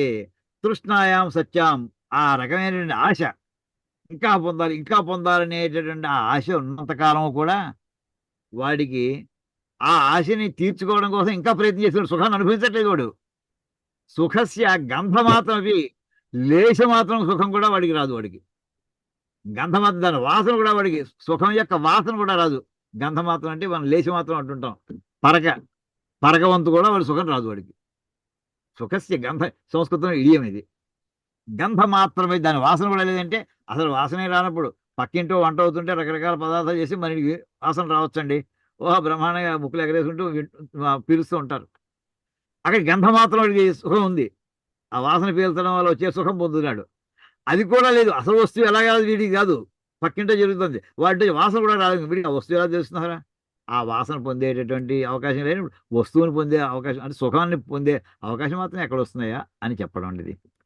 ఇందులో మొత్తం సమ్మరీ అంతా చెప్పుకునే ఏంటంటే, బుద్ధిని కంట్రోల్లో పెట్టుకున్నటువంటి వాడికి మాత్రమే ఆ శాంతి లభిస్తుంది. బుద్ధిని కంట్రోల్లో పెట్టుకోకపోతే, బుద్ధి చేసే పని ఏంటంటే ఆత్మస్వరూపమైనటువంటి ఆ విషయం గురించి ఆలోచన చేస్తూ ఉంటుంది. అది చేసినప్పుడే శాంతం కలిగిస్తుంది, శాంతం వస్తుంది, పీస్ వస్తుంది. అది చేయలేకపోవడానికి కారణం ఏంటంటే కింద దానికి వాడు సెల్ఫ్ డిసిప్లిన్ లేకపోవుట. ఆ సెల్ఫ్ డిసిప్లిన్ లేకపోవడం అంటే సెన్సెస్ అన్నిటిని కూడా వాటి ఏవేవి కోరుకుంటున్నాయి వాటి ఫ్రీగా వదిలిపెట్టేవిట. అది పొందుతూ దానికోసం అందులో పరుగులు పెడుతుంటే చివరికి ఆ పరుగుల పందెంలో వాడికి సుఖం యొక్క వాసన కూడా రాదు, వాడు పొందలేడు. మరి ఎప్పుడు పొందుతాడయ్యా? ఎప్పుడైతే ఆ ఇంద్రియాలను విషయముల నుంచి వెనక్కి విడ్డ్రా చేసుకుంటారో, నివృత్తి చేసుకుంటారో, అప్పుడే వాడికి సుఖం ప్రారంభం అవుతుంది అని ఇంత విషయం చెప్పారండి. దీని తర్వాత శ్లోకం చూద్దామండి. అయుక్తస్య కస్మాత్ బుద్ధి నాస్తి. బుద్ధి లేదన్నాడు కదా ఇందాక ఆయన. యుక్తం యోగి కానిటువంటి వాడికి ఎందుకు ఉండదయ్యా అంటే, మళ్ళీ అదే టాపిక్ అండి. మళ్ళీ రకరకాల పద్ధతులు ఏదో రకంగా ఎక్కించాలి మనలాంటి వాడికని కృష్ణ పరమాత్మ తాపత్రయం అండి పాపం. అయుక్తస్య కస్మాత్ బుద్ధి నాస్తి. ఆ యోగాన్ని ఆచరించినటువంటి వాడికి బుద్ధి, ఎటువంటి బుద్ధి? పరమాత్మ విషయమైనటువంటి బుద్ధి ఎందుకు ఉండదు అంటే ఇక్కడ చెప్తుంది, ఇంద్రియాణం హిచరతాం యన్మనోను విధీయతే తదస్య హరతి ప్రజ్ఞాం వాయుర్నాభమివాంభసి. ఇంద్రియాలను స్వేచ్ఛగా వదిలేసాడు, ఇంద్రియాలు మీ కంట్రోల్ లేదు. ఇంద్రియాలకి హయ్యర్ లెవెల్ ఏమిటి చెప్పుకున్నామండి? మనస్సు. ఆ మనసు కూడా వాటి వెంటే పడిపోతూ ఉంటుందంటే, అవి మనహ అనువిధీయతే. ఇక అంటే ఇంద్రియాలు ఎలా పెడుతున్నాయో అవి ఎలా లాక్కెడితే మనస్సు అలా వెళ్ళిపోతుంది. అంటే వాడికి ఇంద్రియాల మీద కంట్రోల్ లేదు, లేనప్పుడు మనస్సు మీద ఉండదు వాడికి. అది ఎలా తీసుకుపోతుందంటే చివరికి సముద్రం మధ్యంలో పడవ ఉంది, ఓల్డ్ టైం, తుఫాన్ లేదు కదా అని బాబు చాలా దూరం వెళ్ళాడు చేపను పట్టుకోవడానికి. అక్కడ ప్రశాంతంగా ప్రసన్నంగా ఉంటుంది అండి, చాలా దూరం వెళ్ళిన తర్వాత సముద్రం గట్టు దగ్గర కాకుండా. అటువంటిది మధ్యలో వీళ్ళు అక్కడికి వెళ్ళాక మళ్ళీ రావాలంటే 10-15 కిలోమీటర్ల లోపలికి వెళ్ళిపోయారు అనుకోండి సముద్రంలోకి. అక్కడ సుడిగాలు వేయడం ప్రారంభించింది అనుకోండి, ఆ పడవ పరిస్థితి ఎలా ఉంటుంది? వాయు నావం అంబసి ఇవా. ఆ నీళ్లలో ఉండేటటువంటి ఆ పడవని వాయువు ఎలా అయితే లాక్కుపోతుందో, ఏ పక్క గాలేస్తే ఆ పక్క కొట్టుపోతుంది. వీడి ఇక్కడ తెరసాపా పనిచేయదు, లంగరా పనిచేయదు, ఒక్కరి తెడ్డు పనిచేయదు, ఏది కూడా పనిచేయదు. ఆ రకంగా అక్కడ నీళ్లలో ఉండేటటువంటి పడవని వాయువు ఎలాగైతే లాక్కుపోతూ ఉంటుందో, అదే రకంగా ఇంద్రియముల్ని స్వేచ్ఛగా వదిలేసినటువంటి వాడి యొక్క ప్రజ్ఞని, అంటే బుద్ధి యొక్క స్థితిని, అది కూడా అలాగే లాక్కుపోతుంటాయి అని చెప్పారండి. దీని భాష్యం చూద్దాం. అంటే ఏకాగ్రత లేకపోతే జరిగే ప్రమాదాలు ఏమిటో చెప్పొస్తున్నారు. ఇంద్రియాణం హి అంటే యస్మాత్, ఎందువలనంటే ఇంద్రియాణం చరతాం స్వస్వ విషయేషు ప్రవర్తమానానాం. కన్ను ఇది బాగుంది చూడాలనుకుంటున్నాం, చూడు అంతే, అది కంటికి సంబంధించిన విషయం. ఇప్పుడు అవసరమా దానికి లాజిక్? నాకు కావాలంటే ఇప్పుడు నేను చూడాలి అంతే. స్వస్వ విషయేషు, ఇంద్రియములు ఏ విషయములు వాటికి ఆకర్షణీయములో ఆయా విషయముల్లో ప్రవర్తిస్తున్నారు వాళ్ళందరూ కూడా. అటువంటి వాళ్ళకి, అటువంటి ఇంద్రియములకు యత్ మనహ అనువిధీయతే అనుప్రవర్తే, ఆ ఇంద్రియములు ఎటుపక్క లాక్కెడితే అటుపక్కకే ఈ మనస్సు కూడా ప్రవర్తిస్తుంది. అనుప్రవర్తతే, ఇంద్రియాన్ని కంట్రోల్ చేసి మనస్సు పోయి ఇంద్రియాల కంట్రోల్లో మనస్సు పడింది. తత్ ఇంద్రియ విషయ వికల్పనేన ప్రవృత్తం మనః. అంటే ఇంద్రియ విషయ వికల్పనేన, ఒకసారి ఈ పని, ఒక ఇంద్రియం ఒక దానికి సంబంధించిన విషయం ఏదో చెప్పింది, వెంటనే ఇంద్రియం దాని లోపలికి వెళదాం, చూద్దాం ఉంది ముందర, చూసింది అక్కడికి వెళ్ళిదా తాగాలని తాగు, తర్వాత ఇంకా ఇంకోటి తినాలని తిను. ఇలాగా పంచ జ్ఞానేంద్రియాలు కూడా వాటి విషయాలు లాక్కుపోతుంటే వాటన్నిటికీ వెనక తందాన అంటే మనస్సు వెళ్ళిపోతుంది. వికల్పనేనా అంటే రకరకాల ఆలోచనలతోటి ఒక్కొక్క ఇంద్రియం ఒక్కొక్క వస్తువు మీద ఆకర్షణ చేసుకుంటుంది. అన్నిట్లో కూడా అది మార్చుకుంటున్నాయి ఇంద్రియాలు. ఆ రకంగా వాటి వెనకాల వెళ్ళేటటువంటి మనస్సు కూడా అది కూడా మారిపోతుంది. ఏది చేస్తుంటే ఆ పని వెనక దాన్ని ఒప్పుకుంటూ వెళ్తుంది. అస్య అటువంటి యతేహే అటువంటి ఈ లక్షణం ఉన్నటువంటి చివరి ఎవరండి? ఈ సాధకుడిది ఇదంతా కూడా. ఆ సాధకుడిని శంకరాచార్య యతి అంటున్నారు, సన్యాసి. అంటే సన్యాసం తీసుకున్నాడు మోక్షం కావాలని, ఇంద్రియాలను కంట్రోల్లో పెట్టుకోలేదు. ఏమైపోయింది అప్పుడు అతని పరిస్థితి? హరతి ప్రజ్ఞాం. ప్రజ్ఞాం అంటే ఆత్మ అనాత్మ వివేకజాం ప్రజ్ఞాం నాశయతి. ఆ రకమైనటువంటి మనస్సు ఏం చేస్తుందంటే, ఇది ఆత్మ విషయమైన వస్తువు, ఇది అనాత్మ విషయమైన వద్దు, ఈ అనాత్మ విషయాలు మనకు వద్దు, ఆత్మ విషయాలు మనకు కావాలి. ఈ రకంగా రెండింటిని సెపరేట్ చేసేటటువంటి ఆ జ్ఞానం ఏదైతే ఉందో, ఆ ప్రజ్ఞ ఏదైతే ఉందో దాన్ని నాశనం చేస్తుందయ్యా అని అక్కడ చెప్పవచ్చు. ఎలాగంటే అంటే దాని కంట్రోల్ వాయు నావం ఇవ అంబసి. అంబసి అంటే ఉదకే, నీళ్లలో. అది నది కావచ్చు, సముద్రం కావచ్చు. ఈ వాయువు నావని ఎలాగైతే నీళ్లలో అది లాక్కుపోతూ ఉంటుందో, గాలి ఎప్పుడు ఒకే వాటంలో వెళ్ళాలి, నేను ఈ పక్క కొట్టచ్చు, ఆ పక్క కొట్టచ్చు. అలాగా ఈ రకంగా ఇతని యొక్క ప్రజ్ఞను కూడా మొత్తం ఇంద్రియాలే లాక్కుపోతూ ఉంటాయి. దాంతో సర్వనాశనం అయిపోతూ ఉంటాడు వాడు. జిగమిషతాం సాంయాత్రికాణం మార్గాత్ ఉద్ధృత్య ఉన్మార్గే. ఇప్పుడు ఎలాంటిదంటే, కొంతమంది పూర్వం ఓడల్లో వెళ్ళి బిజినెస్ చేసుకునేవారు. ఓడల్లో వెళ్ళి, పడవల్లో వెళ్ళి. మనకి సత్యనారాయణ కథలో కనిపిస్తుంది. ఎన్నో కథలు ఉన్నాయి మనకి. ఇక్కడి నుంచి ఇండోనేషియా వెళ్ళి మన వాళ్ళు వెళ్ళారు, శ్రీలంకకి వెళ్ళారు, అనేక చోట్లకి వెళ్ళారు మహానుభావులు. వాడు సామ్రాజ్యాలు స్థాపన చేశారు. సామ్రాజ్య స్థాపన అయిపోయిన తర్వాత నెక్స్ట్ రోజు ట్రేడ్ నడుస్తూ ఉండాలి, బిజినెస్ నడుస్తూ ఉండాలి. సాంయాత్రికాణం అంటే బిజినెస్ చేసుకుని వ్యాపారులు అండి. సముద్రంలో వ్యాపారం చేసుకుంటున్నారు వాళ్ళు. ఇప్పుడు ఇంగ్లీష్ వాళ్ళు ఇక్కడికి ఎలా వచ్చారు, లేకపోతే గోవా డయ్యూ డామ్లోకి ఎలా వచ్చారు, వాళ్ళందరూ కూడా సముద్రం నుంచి వచ్చారు వాళ్ళు. అలాగా జిగమిషతాం సాంయాత్రికాణం మార్గాత్ ఉద్ధృతి. వాళ్ళు అనుకున్న మార్గం నుంచి తీసి ఎత్తి పెట్టి ఇంకో మార్గంలో ఉన్మార్గే, ఇంకో మార్గంలో. వీళ్ళు అనుకున్న రూటు వేరు, ఆ గాలి వీళ్ళ పడవని లాక్కుపోతున్న రూటు వేరు. ఉన్మార్గే యథా వాయు నావం ప్రవర్తేది. ఎలాగే ఇంకో మార్గంలో వాయువు ఎలా అయితే నావని లాక్కుపోతూ ఉంటుందో, ప్రవర్తింప చేస్తూ ఉంటుందో, ఏవం ఆత్మ విషయాం ప్రజ్ఞాం హృత్వా. ఆత్మ విషయమునకు ఆత్మనే నిత్యము ధ్యానం చేసుకోవాలి. ఆత్మ విషయముగా జ్ఞానం, ప్రజ్ఞ అంటే ఆలోచన, ఆత్మను గురించిన ఆలోచన హృత్వ హరించి మనహ అన్య విషయాం కరోతి. ఈ మనసు ఏం చేస్తుందంటే, నువ్వు అలా వెళ్ళకు, వాడు ఆత్మ ఉంది, ఆత్మ మనకు వద్దు, అది మరి కష్టం, అది భయంకరమైంది, మనం పొందలేము. ఎందుకు మనం అవసరం శ్రమ పడిపోతాం, ఉపవాసాలు ఉండాలి, ఏం వద్దు మనకి, హాయి ఇటు చూడు, ఎంజాయ్ చేయి, సుఖంగా రా అని ఈ పక్కకి అన్య విషయం మనహ కరోతి. మనస్సు అన్య విషయముల వైపు తీసుకుపోతూ ఉంటుంది అని ఇక్కడ చెప్పారండి. తర్వాత నెక్స్ట్ శ్లోకం తీసుకుంటే 68 యతతో హ్యపి ఇది ఉపన్యస్తస్య అర్థస్య అనేకధా ఉపపత్యం ఉక్త్వా తంచ అర్థం ఉపవాద్య ఉపసంహరతి. ఇంకా కృష్ణ పరమాత్మ ఈ అధ్యాయంలో ముగింపు వాక్యాల దగ్గరికి వస్తున్నాడండి. ఆయన ఇందులోనే ప్రయత్నం చేస్తున్నాడు సాధకుడు. యతతో హ్యపి కౌంతేయ అని అక్కడ కొన్ని వాక్యాలు చెప్పాడు. అక్కడి నుంచి ప్రారంభించినటువంటి చివరికి ఇక్కడికి వచ్చాక అది చెప్తున్నాడు. యతతో హ్యపి 2వ అధ్యాయంలో 60వ శ్లోకం ఇది ఉపన్యస్తస్య అర్థస్య. అక్కడ చెప్పినటువంటి ఆ శ్లోకానికి అనేకధా ఉపపత్యం ఉక్త్వా, అనేక రకాల రుజువుల్ని, ఉపపత్తి అంటే రుజువులు, సాక్ష్యాలు, ఏమండి ప్రూఫ్లు, అన్ని రకాలుగా ఉక్త్వా అని చెప్పి పంచ అర్థం ఉపపాద్య, దాని విషయాలన్నీ కూడా ఇప్పుడు 67వ శ్లోకం దాకా అన్ని వివరించుకుంటూ వచ్చి ఇప్పుడు ఉపసంహరతి, ఇంక టాపిక్ని క్లోజ్ చేయడానికి బయలుదేరుతున్నాడు.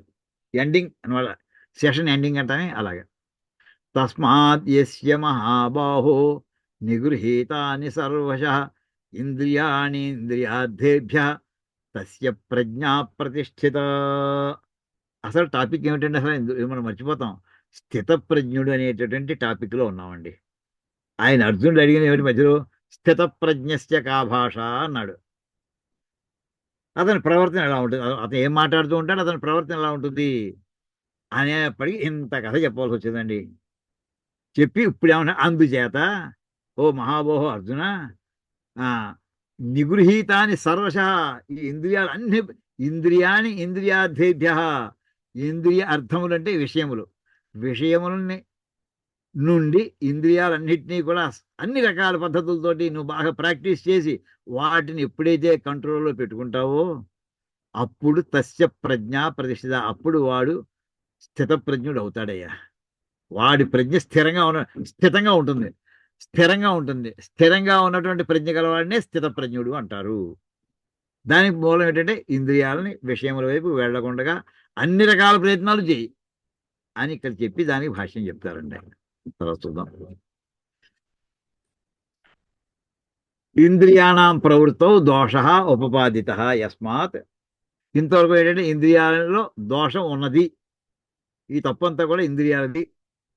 ఇంద్రియముల యొక్క ప్రవర్తనలో దోషాన్ని చూపించి తస్మాత్ యస్య యతేహే, ఏ సన్యాసికి అయితే హే మహాబాహో ఓ అర్జున, నిగృహీతాని సర్వశః సర్వప్రకారై మానసాది భేదై ఇంద్రియాణి ఇంద్రియార్థేభ్య శబ్దాదిభ్య, అంటే మొత్తం మానస ఆది భేదై అన్నారు చూడండి. ఆది పదం అంటే ఇంద్రియములను, ఇంద్రియాణి ఎక్కడి నుంచి, ఇంద్రియార్థేభ్య అన్నిటికంటే లోయెస్ట్ లెవెల్ అయినటువంటి విషయముల నుండి ఇంద్రియాలని, దానికి హైయర్ లెవెల్ నుండి మనస్సుని, దానిపైన ఉండేటువంటి బుద్ధిని, ఈ సర్వప్రకారై సర్వశః నిగృహీతాని అన్నిటినీ కూడా నిగ్రహించుకుని ఎవడైతే ఉంటాడో తస్య ప్రజ్ఞ ప్రతిష్ఠిత, అతని ప్రజ్ఞ స్థిరంగా ఉన్నట్టయ్యా.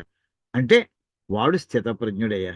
స్థితప్రజ్ఞుడు ఎవడన్నా నువ్వు అడిగావు కదా, వాడు ఎలా ప్రవర్తిస్తాడని, ఇవి లక్షణాలు అని చెప్పి మళ్ళీ వెంటనే తర్వాత మళ్ళీ యహ, అయితే ఇంతవరకు చెప్పిన తర్వాత యోయం లౌకిక వైదిక చ వ్యవహార సహ ఉత్పన్న వివేక జ్ఞానస్య స్థితప్రజ్ఞస్య అవిద్యా కార్యత్వాత్ అవిద్యా నివృత్తౌ నివర్తతే అవిద్యాయాశ్చ విద్యా విరోధాత్ నివృత్తి ఇత్యేతం అర్థం స్ఫుటీకుర్వన్ ఆహా. ఇంత చెప్పిందా అని కూడా అలంకార రూపంలో చెప్తున్నాడండి ఇక్కడ కృష్ణ పరమాత్మ. చాలా గొప్ప. అంటే మనకి అపరెంట్లీ కాంట్రడిక్టింగ్ అంటాం. అపరెంట్లీ అంటే పరస్పర విఘాతం ఉన్నట్టుగా కనిపించే వాక్యాలండి ఇవి. పరస్పర విఘాతం కాదు. చూడండి ఒకసారి. అంటే ఏంటంటే ఇక వాక్యం ఇది శ్లోకం. యా నిశా సర్వభూతానాం తస్యాం జాగర్తి సంయమి యస్యాం జాగృతి భూతాని సా నిశా పశ్యతో మునే. దీని ముందర వెనకాల వాక్యం కూడా అర్థం చెప్పుకుందాం చూడండి. ఈ రకంగా ఇంతవరకు కూడా ఇంద్రియాలను కంట్రోల్ చేసుకో, దానివల్ల మనస్సును కంట్రోల్ చేసుకో, తర్వాత బుద్ధిని కంట్రోల్ చేసుకో, తర్వాత శాంతి వస్తుంది. ఇది మొత్తం సమ్మరీ అండి 68 శ్లోకం దాకా మనకి. ఇప్పుడు ఏమంటాడంటే అయితే అక్కడ కొన్ని ఇంద్రియాలు మాత్రం అత్యవసరమైన పనులకు మాత్రం వాటిని వాడుకుంటూ ఉండు, అది కూడా చెప్పాడు. మొత్తాన్ని కట్టిపడే తాళం వేసేయడం కాదు. లేదా లౌకికంగా ఆ పూట గడవదు.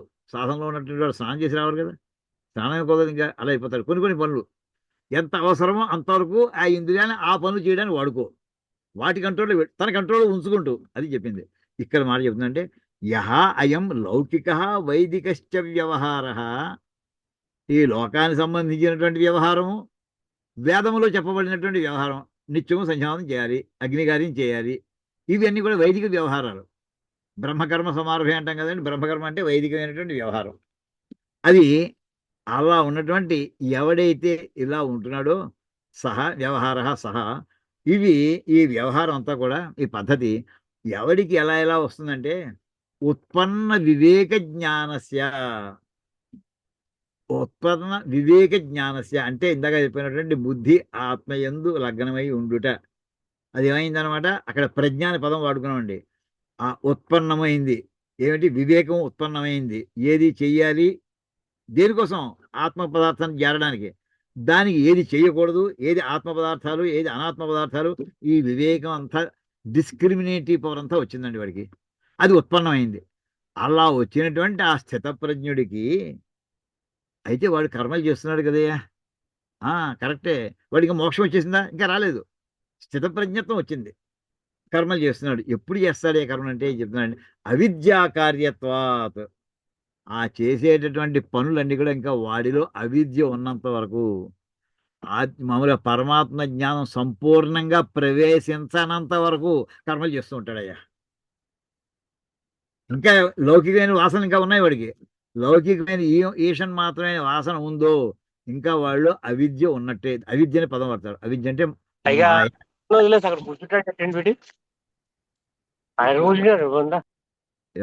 మ్యూట్ చేసుకోండి అమ్మా ప్లీజ్.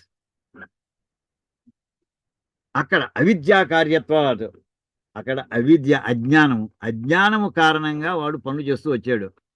అవిద్యా కార్యత్వాత్ అటువంటి స్థితప్రజ్ఞుడికి వాడికి ఈ సాధన తీవ్రంగా చేసిన తర్వాత కొన్నాళ్ళకి అవిద్య కూడా తొలగిపోయిందండి. అంటే ముందర ఎంతవరకు వచ్చాడు? బుద్ధి ఆత్మ విషయంలోనే ఆలోచనలోనే ఉండిపోవడం ప్రారంభమైంది. అయినా చిన్న చిన్న పనులు చేస్తున్నాడు. ఆ చిన్న చిన్న పనులు ఎందుకు చేస్తున్నాడంటే ఇంకా వాళ్ళు అవిద్య కొంత మిగిలి ఉన్నది కనుక. ఆ అవిద్య కూడా తొలగిపోయిందో అవిద్య నివృత్తో నివర్తతే. అప్పటి ఇంకా ఈ పనులు చేయడం కూడా మానేస్తాడండి. లౌకికమైన పనులు చేయడు, వైదికమైన పనులు చేయడు. ఇంకా అలా కూర్చుంటాడు అంతేవాడు, చేయడు వాడు. ఇక్కడ ఈ నివర్తతే అనేది ఇక్కడ దీని అన్వయం చూసుకోండి. లౌకిక వైదికశ్చ వ్యవహార నివర్తతే. ఇక్కడికండి ఆ వాక్యం సంపూర్ణంగా. ఆ వ్యవహారం లౌకికమైనటువంటి పద్ధతుల్లో పని చేయుట, వైదికమైనటువంటి పనులను చేయుట అనేటటువంటి ఆ వ్యవహారము నివర్తతే, నివృత్తి పొందుతుంది. అంటే ఇంకా ఏ పని చెయ్యడు. ఎందుచేత? అవిద్యాయాశ్చ విద్యా విరోధాత్. అవిద్యకి ఆపోజిట్ ఏమిటంటే విద్య, అజ్ఞానానికి ఆపోజిట్ ఏమిటంటే జ్ఞానం. ఆ అవిద్యకి ఈ విద్య ప్రవేశించిందో అంటే ఆధ్యాత్మ జ్ఞానం, పరమాత్మ జ్ఞానం సంపూర్ణంగా ప్రవేశించిందో అంటే చీకటిగా ఉండేవాడి మనసులో ఇంకా చీకటి లేచి ఉన్నసేపు చేశాడు. ఎప్పుడైతే కాంతివంతమైనటువంటి విద్య వాడిలో ప్రవేశించిందో ఇంకా చీకటి లేదు, పనులు లేవు. విద్యా విరోధాత్. ఈ అవిద్యాయాశ్చ, ఈ అవిద్యకి విద్యకి విరోధం అవటం వల్ల నివృత్తి. అంచేత ఈ విద్య ప్రవేశించిన వెంటనే అవిద్య నివర్తించబడుతుంది. అవిద్య మూలంగా వాడు పనులు చేస్తూ వచ్చాడు. ఆ పనులు కూడా ఎప్పుడైతే విద్య ప్రవేశించిందో వాళ్ళు, విద్య అంటే ఆధ్యాత్మిక జ్ఞానం, ఆత్మజ్ఞానం వాళ్ళు ఎప్పుడైతే స్ఫుటంగా ప్రవేశించిందో అప్పటికి వాడికి అవిద్య తొలగిపోయింది. అవిద్య మూలంగా చేసే పనులన్నీ కూడా ఆగిపోతాయి, నివృత్తి పొందుతాయి. ఇత్యేతం అర్థం స్ఫుటీకుర్వన్. ఈ విషయాన్ని చెప్పడానికి కృష్ణ పరమాత్మ ఇలా అంటున్నాడయ్యా. యా నిశా సర్వభూతానాం తస్యాం జాగర్తి సంయమీ యస్యాం జాగృతి భూతాని సా నిశా పశ్యతో మునే. ఇది చాలా ఫేమస్ కొటేషన్ అండి. ఇది సమస్త జీవులకి ఏది రాత్రో ఆ సమయంలో ఈ జ్ఞాని మెరుగుగా ఉంటాడటండి. సమస్త జీవులు ఎప్పుడు మెరుగుగా ఉంటారో అప్పుడు అది అతనికి చీకటి రాత్రి అండి. అంటే ఇతని యొక్క ప్రవర్తన వాళ్ళ ప్రవర్తన వ్యతిరేకంగా ఉంది అని ఒక స్థూలంగా అనిపిస్తోంది. అంతరార్థం ఏంటి చూడండి. యా నిశాస్ అంటే సస్యాం జాగ్రత్త సంయమి. అంటే వాడు మెరుపుగా ఉన్నాడంటే ఏదో లౌకికంగా కుక్క వస్తుందో పిల్లి వస్తుందో చూడడం కోసం కాదు మెరుపుగా ఉండడం అంటేను. ఆత్మజ్ఞానం విషయంలో వాడు అలర్ట్గా ఉన్నాడు. వాడు కావాలని వచ్చాడు, ఆత్మజ్ఞానం పొందాలని వచ్చాడు, ఆత్మజ్ఞానం లభించింది. వాడికి ఏ విషయం మీద దృష్టి పెట్టి కూర్చుంటాడండి? వాడు ఆత్మజ్ఞానాన్ని, ఆనందాన్ని అనుభవించడంలోనే దృష్టి పెట్టుకున్నాడు. వాడు తస్యాం జాగ్రత్త, ఆత్మజ్ఞానం మీదే వాడు దృష్టి పెట్టున్నాడు. ఆ వెలుగులోనే ఉన్నాడు వాడు. ఆ వెలుగులో ఉన్నప్పుడు మిగతా వాళ్ళకి ఇవి కావాలని కోరుకున్నారా వాళ్ళు? సమస్త జీవులు కూడా, మిగతా వాళ్ళు సర్వభూతాలు కూడా మా వద్దు అవి అంత తీవ్రత వద్దు, ఏదో కాసేపు 5 నిమిషాలు 10 నిమిషాలు దేవుడి దగ్గర కూర్చుంటాం, మిగతా 3.5 గంటలు మా పనులు చూసుకోవాలి కదా అనే భావన ఉన్నటువంటి సమస్త జీవులు కూడా వాళ్ళకి ఆత్మజ్ఞానం అక్కర్లేదే. వాళ్ళకి అంటే వాళ్ళకి అది చీకట్లో ఉన్నట్టే, మాకు అక్కర్లేదు, ఆ విషయం మాకు వద్దు అంటే వాళ్ళు చీకట్లో ఎలా అయితే వస్తువుని చూడలేరో అలాగా వాళ్ళు ఆత్మజ్ఞానాన్ని చూడరయ్యా వీళ్ళు. దానికోసం ప్రయత్నం కూడా చేయరయ్యా సామాన్య మానవులు. ఏమండి? అయితే వీళ్ళందరూ దేని మీద ఎప్పుడు మెరుగుగా ఉంటారట? దేనికి మెరుగుగా ఉంటారు? డబ్బు సంపాదించు, భూమి సంపాదించు, ఉద్యోగం సంపాదించు, పలుకుబడి సంపాదించు, ఇవన్నీ వీళ్ళకి కావాలని చెప్తూ ఫుల్ ఎఫర్ట్ పెడుతున్నారండి. అది వాళ్ళకి మెరుగుగా ఉండే టైం. వాళ్ళ దృష్టిలో అది మెరుగుగా ఉండడం అంటే. ఇతనికి అదంతా ఇది నాకు అక్కర్లేదు అనుకుని వచ్చేసాడు కదండి, కళ్ళు మూసుకుంటున్నాడు ఇతను. ఆ విషయాలకి అసలు వెళ్ళట్లేదు, ఇది నాకు అనవసరం. అతనికి అది చీకట్లో భావిస్తాడటండి. చీకట్లో ఎలా అయితే కనిపించవు అని అనుకుంటున్నామో అలాగే వీళ్ళు పరుగులెట్టేటటువంటి పరుగుల విషయాలు అనేవి ఉన్నాయో అతని అక్కర్లేదని కూర్చున్నాడికి చీకట్లో వస్తువులు లభించినట్టే. అతనికి అలా ఆ దృష్టితో ఉంటాడు. నాకు అక్కర్లేదు అనుకున్నాను అంతే, నాకు అక్కర్లేదు అంతే, అక్కర్లేదు అనుకున్నాను కానీ అక్కర్లేదు అంతే ఇంకా అని చెప్పి అది అతను చీకటిగా భావిస్తాడట. అందులో మనం వెళ్ళద్దు అసలు, రొచ్చు అదంతా కూడా అని అలా భావిస్తాడటండి. అంటే అనుకోవడంలో మనకి లౌకికమైన సుఖాలు కావాలనుకునేటటువంటి వాళ్ళందరికీ ఆ టాపిక్కి ఆత్మజ్ఞానం ఇద్దరు డెడగినిస్ట్గా ఉంటారు వాళ్ళ ప్రవర్తనలో. అంటే అతను స్థితప్రజ్ఞుడు ఎలా ఉంటాడు అని ప్రశ్న వేసాడండి. ఏం మాట్లాడతాడు అని అడిగాడు కదా, ఆ శ్లోకంలో దానికి ఆన్సర్ ఇక్కడ వస్తుంది. చివరి సమ్మరీ అనమాట. దీనికి భాష్యం ఎలా రాసేది చూడండి. యా నిశ రాత్రి, నిశ అంటే రాత్రి అందరికీ తెలుస్తుంది. సర్వ పదార్థానాం అవివేకకరీ తమః స్వభావత్వాత్. దీపాలు లేవనుకోండి, అంతా చీకటే, అంతా తమస్సే. ఈ వస్తువు ఇది, ఆ వస్తువు అది అని మనం కళ్ళతో చూసి చెప్పలేము చీకట్లో. అమావాస్య నాడు చీకట్లో మీకు ఏ వస్తువు ఎక్కడుందో కనిపించదు. స్పర్శతోటి మనం ఏదో కొంత జ్ఞానంతో ఇగో ఇది ఎక్కడుందో అది అక్కడుందో అని అనుకుంటూ ఉంటాం. అలా సమస్త పదార్థాలకి కూడా రాత్రి అంటే వివేకము లేకుండా ఉండేటటువంటి ఆ చీకటి, వివేకాన్ని తొలగించేటటువంటి చీకటి. అవివేకకరి, అవివేకం అంటే ఆ రెండింటిని వేరు చేసేటటువంటి ఆ జ్ఞానము లేకపోవడమే అది చీకటి యొక్క లక్షణం, అది స్వభావం. సర్వేషాం భూతానాం అంటే సమస్త భూతాలకి, సమస్త జీవులకి. ఏమిటయ్యా ఆ రాత్రి? వాళ్ళ చీకటి ఏమిటంటే వాళ్ళకి కనిపించిన వస్తువు ఏమిటి ఆ సమయంలో? పరమార్థతత్వం, స్థితప్రజ్ఞస్య విషయ. ఈ స్థితప్రజ్ఞుడైనటువంటి వాడు ఏ విషయం కోసం అయితే వాడు వెతుకులాడు అనుకుంటూ వాడు పొందుతున్నాడో అదేమిటిది? అది పరమార్థతత్వం. వాళ్ళకి చీకటితో సమానయ్యా. ఆ పరమార్థతత్వం అనే వస్తువుని వాడు చీకటిలో చూడలేరు. వాళ్ళు పరమార్థతత్వం చీకటిలో ఒకడు చూడగలుగుతాడు. ఎలాగే వీడు చీకటిలో చూడలేరంటే యథా నక్తంచరాణం. అయితే ఇంతవరకు చెప్పేసిన తర్వాత అంటే పరమార్థతత్వం అనేది వాళ్ళకి అక్కర్లేదు. కావాలంటే సీరియస్గా ఉన్న వాళ్ళ గురించే మనం 10% 20% ఇంట్రెస్ట్ ఉన్నవాళ్ళు కాదండి. 100% ఇంట్రెస్ట్ ఉందా నీకు? అన్ని వదులుకొచ్చేసేవా?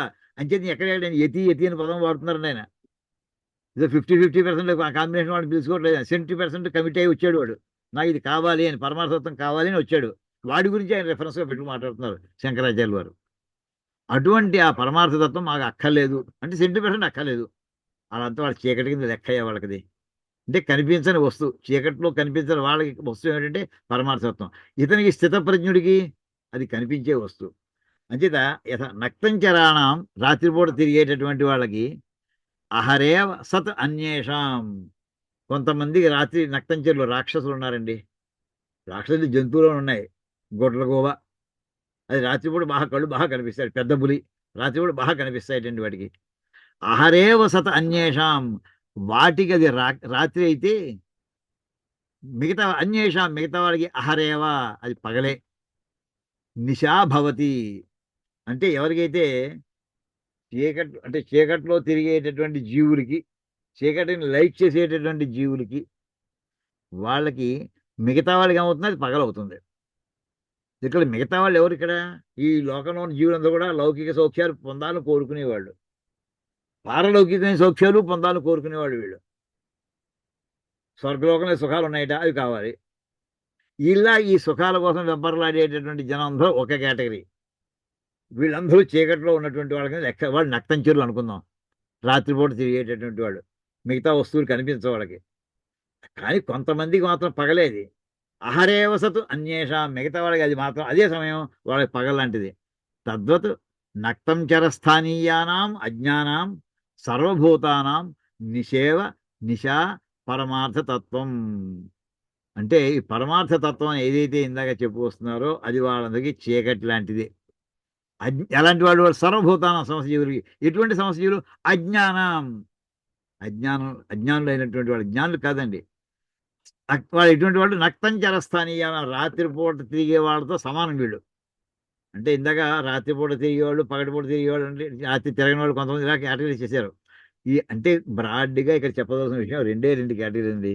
పరమార్థతత్వం మీద 70% ఇంట్రెస్ట్ ఉన్నవాళ్ళు, పరమార్థతత్వం మీద 70% ఇంట్రెస్ట్ లేని వాళ్ళు. రెండే కేటగిరీస్. 70% ఇంట్రెస్ట్ ఉంది వాళ్ళకి అది పగలుగా ఉంటుందయ్యా, దాని అందే ఆసక్తితో ఉంటారయ్యా. మిగతా వాళ్ళకి అది చీకటయ్యా, వాళ్ళకి కనిపిస్తుందయ్యా. అది చెప్పదలున్నాయి. అగోచరత్వాత్ అతద్బుద్ధీనాం. ఆ రకంగా పరమాత్మ విషయంలో బుద్ధి తద్బుద్ధీనాం అంటే బుద్ధి కలిగి ఉన్నవాడు. తద్బుద్ధీనాం అంటే ఆ విషయం ఎడల బుద్ధి ప్రేరేపణ చేసినటువంటి వాడు. ఏ విషయం?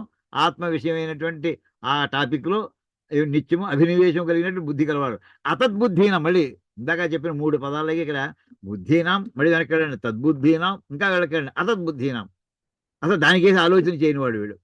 అలాంటి వాళ్ళని కూడా అగోచరత్వ, వీళ్ళకి కనిపించదు. ఏమిటి? పరమార్థతత్వం. తస్యాం పరమార్థతత్వ లక్షణాయాం అజ్ఞాన నిద్రాయా ప్రబుద్ధ, జాగర్తి, సంయమి. అటువంటి ఆ పరమార్థ తత్వం అనేటటువంటి లక్షణం కలిగిన అజ్ఞానంతో కూడినటువంటి ఆ నిద్రలో మెలకుగా ఉన్నటువంటి వాళ్ళని నిద్ర పడుకున్నారు వాడు పట్టించుకోకుండా. కానీ అప్పుడు మెలుగుగా ఉన్నాడండి ఒకడు. జాగర్తి, వాడు మెలుగుగా ఉన్నాడు. జాగారం చేస్తున్నాడు కూడా వాడు. వాడు ఎవడు? వాడు సంయమి, సంయమవాన్, జితేంద్రియ, యోగి ఇత్యర్థ. ఇన్ని పర్యాయ పదాలండి. చివరికి ఎవరండి వీడు? స్థితప్రజ్ఞుడు అనమాట. స్థితప్రజ్ఞుడు ఈ రకంగా పరమాత్మ మీదే లగ్నం చేయనటువంటి బుద్ధి కలిగినవాడైతే వాడు ఎన్ని రకాల వాడికి క్వాలిఫికేషన్ చేశాడు చూడండి. సంయమవాన్, ఫుల్ కంట్రోల్, అబ్సల్యూట్ కంట్రోల్ వచ్చింది వాడి బాడీ మీద. బాడీ మీద అంటే వెంటనే అందులో ఇంద్రియాల మీద, మనస్సు మీద, బుద్ధి మీద. అదొకటి. జితేంద్రియ, ఇంద్రియాలన్నింటినీ నెగ్గినవాడు. అంటే ఆటోమేటిక్గా కవర్ అయిపోయింది. యోగి, ఎలా ప్రవర్తించాలని ఇంతకుముందు చెప్పడం జరిగింది. యోగం అనే మాట ఏదైతే అర్థం చెప్పినో ఆ రకమైన ఆ పదాన్ని ఉన్నది ఉన్నట్టుగా ఆచరణశీలమైనటువంటి మనిషి వీడు అని ఇన్ని కూడా పర్యాయ పదాలు అయిపోతాయండి. అంటే స్థితప్రజ్ఞుడు ఎవరు అంటే చివరి సింపుల్ ఆన్సర్ స్థితప్రజ్ఞ అంటే యోగి. ఇంకో ప్రశ్న, స్థితప్రజ్ఞుడు అంటే ఎవరు? మళ్ళీ అడుగుతాం. జితేంద్రుడు. స్థితప్రజ్ఞుడు అంటే ఎవరు? సంయమి. ఆ స్థితప్రజ్ఞుడు అనే మాటకి ఎంత వివరణ చెప్పవస్తున్నాడండి కృష్ణ పరమాత్మ మనకి అర్థం అవడం కోసమని. అది అయిన తర్వాత నెక్స్ట్ ఇక్కడ యస్యాం గ్రాహ్య గ్రాహక భేద లక్షణాయాం అవిద్యా నిశాయాం ప్రసుప్తాన్యేవ భూతాని జాగృతి ఇది ఉచ్యంతే. యస్యాం నిశాయాం ప్రసుప్తా ఇవ స్వప్నదృశః సా నిశా అవిద్యారూపత్వాత్ పరమార్థతత్వం పశ్యతః మునేః అతః కర్మాణి అవిద్యావస్థాయామేవ చోద్యంతే న విద్యావస్థాయాం అని ఒక్క పెద్ద వాక్యం రాశారండి. యస్యాం గ్రాహ్య గ్రాహక భేద లక్షణాయాం. గ్రాహ్యము అంటే గ్రహించవలసిన వస్తువు, గ్రాహ్యము తీసుకోవలసిన వస్తువు, గ్రహించవలసిన వస్తువు. గ్రాహకుడు అది తీసుకునే వాడు. ఓ పెన్ను కింద పడిపోయిందండి, పెన్ను ఏమనాలి? పడిపోయిన వస్తువు, దాన్ని తీసుకోవాలి. తీసుకునేవాడు వాడిని గ్రాహకుడు, తీసుకోబడేది పెన్ను, గ్రాహ్యము. ఇక్కడ పరమార్థతత్వము గ్రాహ్యము, గ్రహించవలసినది. గ్రహించేవాడు ఎవరు? మనం అందరూ కూడా అవ్వాలి. కానీ ఒక్కడే గ్రాహకుడు. ఎవడు వాడు? స్థితప్రజ్ఞుడు. వాడే యోగి, వాడే జితేంద్రియుడు.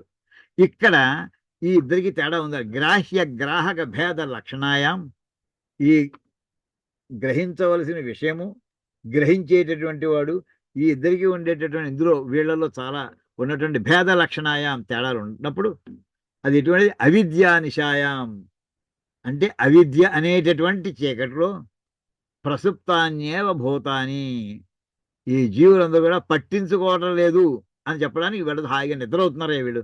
గాఢ నిద్రలో, ప్రసుప్తం అంటే గాఢ నిద్ర, సుప్త అంటే నిద్రవడం అండి.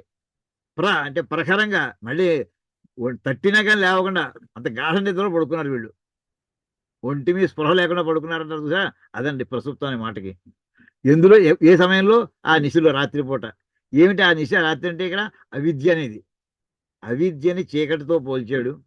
ఆ చీకటిలో వీళ్ళతో శుభ్రంగా గాఢ నిద్రలో మునిగి ఉన్నారు. వీళ్ళు ఆ వస్తువుని పట్టించుకోవట్లేదు. అయితే యస్యాం నిశాయాం ప్రసుప్తా ఇవ స్వప్నదృశ సా, ఎవరైతే ఇలాగా ఈ సమస్తమైన ప్రసుప్తాన్యేవ భూతాన్ని జాగృతి ఇది ఉచ్యంతే, వాళ్ళందరూ కూడా అక్కడ మెరుపుగా ఉన్నారు, అలా జీవిస్తున్నారు వాడు. యస్యాం నిశాయాం, ఆ రాత్రిపూట ఎలా? ప్రసుప్తా ఇవ స్వప్నదృశ, స్వప్న కలలు కంటూ శుభ్రమైన గాఢ నిద్రలో ఉన్న వాళ్ళ వలె. ప్రసుప్తా ఇవ అనే పదం అండి. ఇవ అంటే వలె. స్వప్న దృశ, స్వప్న కలలు కంటున్నటువంటి చాలా శుభ్రంగా నిద్రపోయే ఆ సమయం ఏదో అదే ఇక్కడ నిశ అంటే పట్టించుకోకపోవడం. అది ఏమిటిది? ఆ నిశ అవిద్యా రూపత్వాత్, అది అజ్ఞానం. అంటే ఇంత చెప్పిన సమ్మరిగా మళ్ళీ మళ్ళీ అదే చెప్తున్నానండి. ఈ ఆధ్యాత్మ విద్య, పరమాత్మ విద్య అది పొంది తీరవలసినది. దానికి పొందడానికి మనలో ఎంత సంసిద్ధత ఉన్నది. ఒక్కడు సంసిద్ధమై వచ్చాడండి, ఒకడే టికెట్ కొన్నాడు.